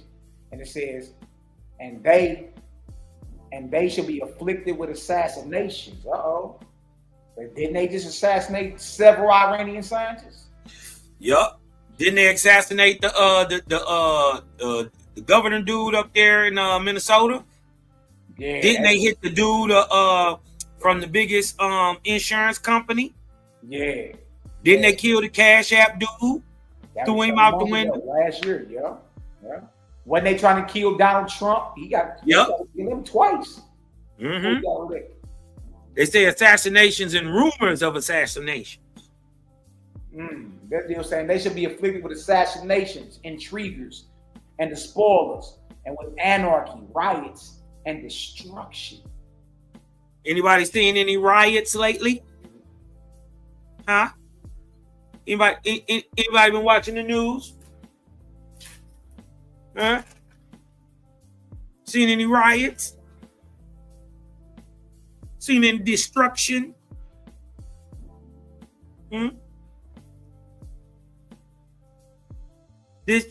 These two words are probably the biggest ones you would notice: intriguers and despoilers. These are your fake news. These are your paid crisis actors. Oh yeah, it's all real. Y'all better pay attention when you start to see stuff like this. Jaja say that is a tightening of the vortexian belts around the earth, and it is precipitating a change. A change is coming. When these things happen, because look what he said he doing. His angels is leaving. Right? We know for a fact the light is going higher.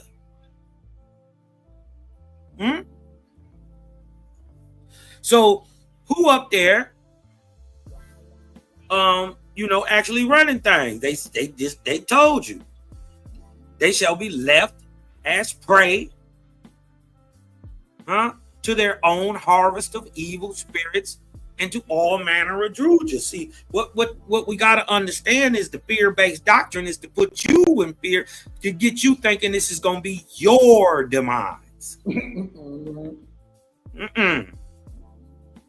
You ain't enslaved nobody. Your government did, though. You ain't go to war. Your government did, though. You ain't assassinate nobody. You ain't pulled off no coups. But your government did, though.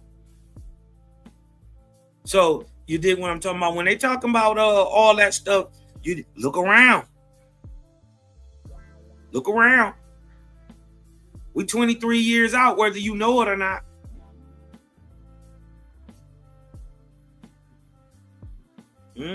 Wait, look at this right here, y'all. It get better for us, worse for them. Look at this. It still say, and they shall be afflicted with assassinations, intriguers, and despoilers, and with anarchy, riots, and destruction. That's worldwide right now, right? Look at this. So you're reading prophecy. Look at this. For they shall be made to understand that whomever Jehovah created alive is sacred upon the earth. And that whoever does not heed these, my judgments, sins against the Almighty. Bag drop, boy.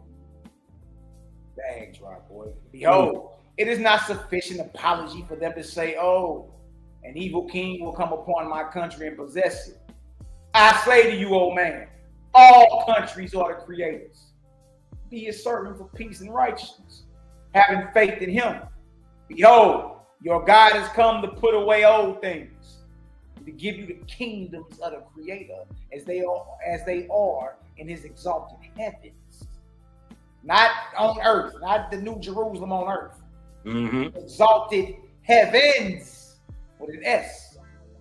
Heed the judgments of your God. You cannot stop. You cannot stop the hand of the Almighty. Wait, hey Mally, you could go back up just a couple verses. It was a verse up there where it said, behold, it is not sufficient apology for them to say, oh, an evil king will come upon my country and possess it. What Owaspy is saying is, it's not sufficient for them to say, oh, Putin gonna come over here and take over America. Oh, Xi Jinping gonna come over here and take over America. What's the little nigga in Trump called it Rocket Man in North Korea? What's his name? Kim Mentally Young Il. Yeah, Young. He it's not sufficient to say, oh, BRICS is gonna come over here and just take over, and it's not sufficient for you to go over there and wipe these people out. It's not a good enough excuse, right? Showing that everything that you see in the world right now, the genocide against the Palestinians, the IDF or Israel bombing Iran and Iran bombing Israel, the attacks on Syria, or the attacks on Oman, war across the world. Understand that your creator has nothing to do with it. And the only reason they even still allow to, you dig what I'm saying, even carry on war is the creator is allowing them to have free will. If he just withdraw his angels, they'll wipe each other out. Anybody ever heard of Troy? Yeah, sure. Anybody ever heard of Athens? What happened to it? Anybody ever heard of Babylon? What happened to it? First things first, they fucked over job people. First things first.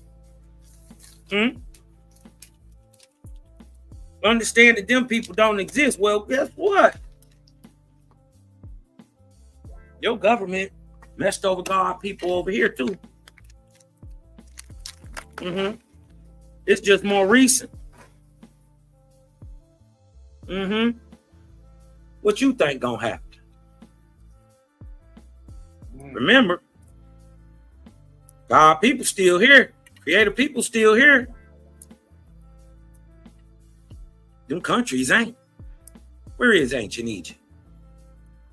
Where is Persia? Where are the Assyrians and the Persian Medes? Huh? You got a Mede homeboy? Huh? A Median homeboy? You got a Median homeboy. You crazy, bro. I'm telling you, you mess over the creative folks, man. He turn you into a dinosaur. Turn you to a dinosaur. Make you don't exist no more. America, wake up. Man. You got a comic debt, boy. I'm telling you, it's a lot. Look, it's a lot going on. You know what I mean? It's a lot going on, but man, really, we in the best position there is. You dig? Just even knowing the system in order of the spirit world, and knowing, like, you know, even the setup with those slain in war, and just knowing the overall character of the creator, man. Bro, it gives us so much of an advantage. You dig? Because we ain't got to put that warmongering, fearful, vindictive, angry, jealous jacket on the creator to justify the evil and the darkness that's going on in the earth. We ain't got to do that. You know what I mean? So, man, hey, the wonderful chop session. I'm glad y'all bros got on here, chopped it up with me a little taste. Been on here a little bit over 3 hours. I just wanted to get on here, man, just reach out to the people to let them know, look, don't be tripping off the fear mongering, the war mongering. People trying to say that this carnage, bloodshed got anything to do with your maker. We all know that. You know what I mean? And as we seen today, just cracking the O open and just slide through there. Just slide through there. Read. I mean, it's the clarity is amazing. You know what I mean? So if y'all got some understanding today, y'all drop a 7,000 in the chat. My brother Mayak. Hey, bro, you got any part in the last words you want to give to the people before we slide up out of here, brother? Man, you know, not really much to say, man. You did a great lesson, man. And, you know, all praise to the Great Spirit for this great understanding and actually waking us up when we thought we was already woke. You know, and true. we thought we was in the truth. I thought we was already woke. Nah, man. All praise to the Great Spirit for the real great awakening. You know what I'm saying? And speaking through you brothers, man. I thank y'all, Kings. But yo, man, it's good. Thank y'all for letting me just get on. I was just kind of working at the same time, listening and trying to speak. Man, you outside bending corners looking at eye candy. I mean, you know, hey, that boy got the fresh cut. That boy got them shades on. He outside. Yeah, man, that's where I'm at. You know what I mean? Outside.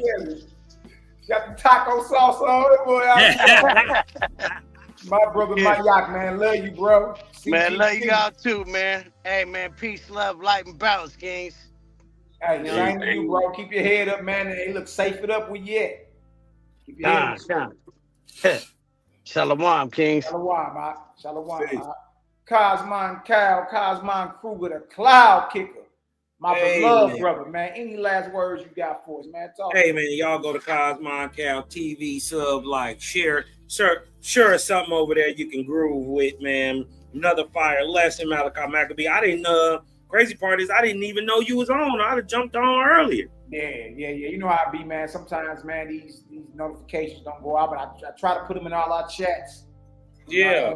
Get it out the way. But I just wanted to get on and chop it up, man. Just real clear, real quick, straight to the point. Craig ain't got nothing to do with this. Point. You get what I'm talking about? You know, being around the bush. Israel, Palestinian, the protests nationwide dealing with the immigrant. Craig ain't gonna do none of it. None of it. You know what I mean? So at best, I put my piece on it. You know what I'm saying? I cancel war with peace and I just keep it moving because look, we focus on it too much, man. It becomes our reality. So that's why you never heard us over here warmongering and fear-mongering with folks. Like, yeah, that's going on, but we can put our focus on a whole nother reality and let that be our manifestation. You feel me? Right. So it's all good, bro. Talk to us.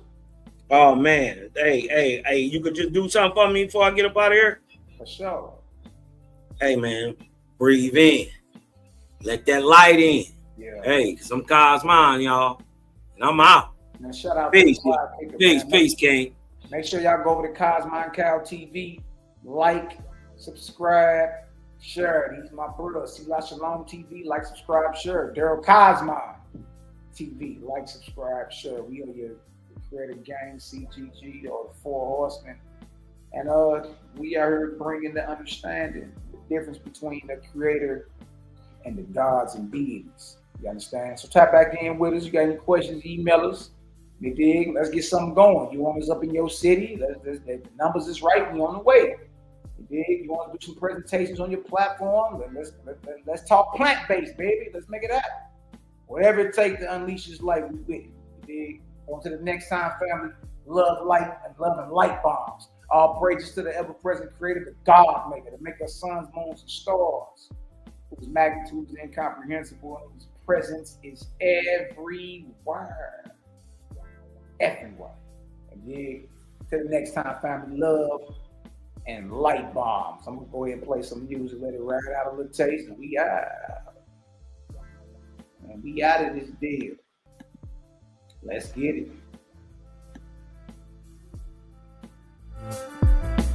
All right, till next time, family. Love and light.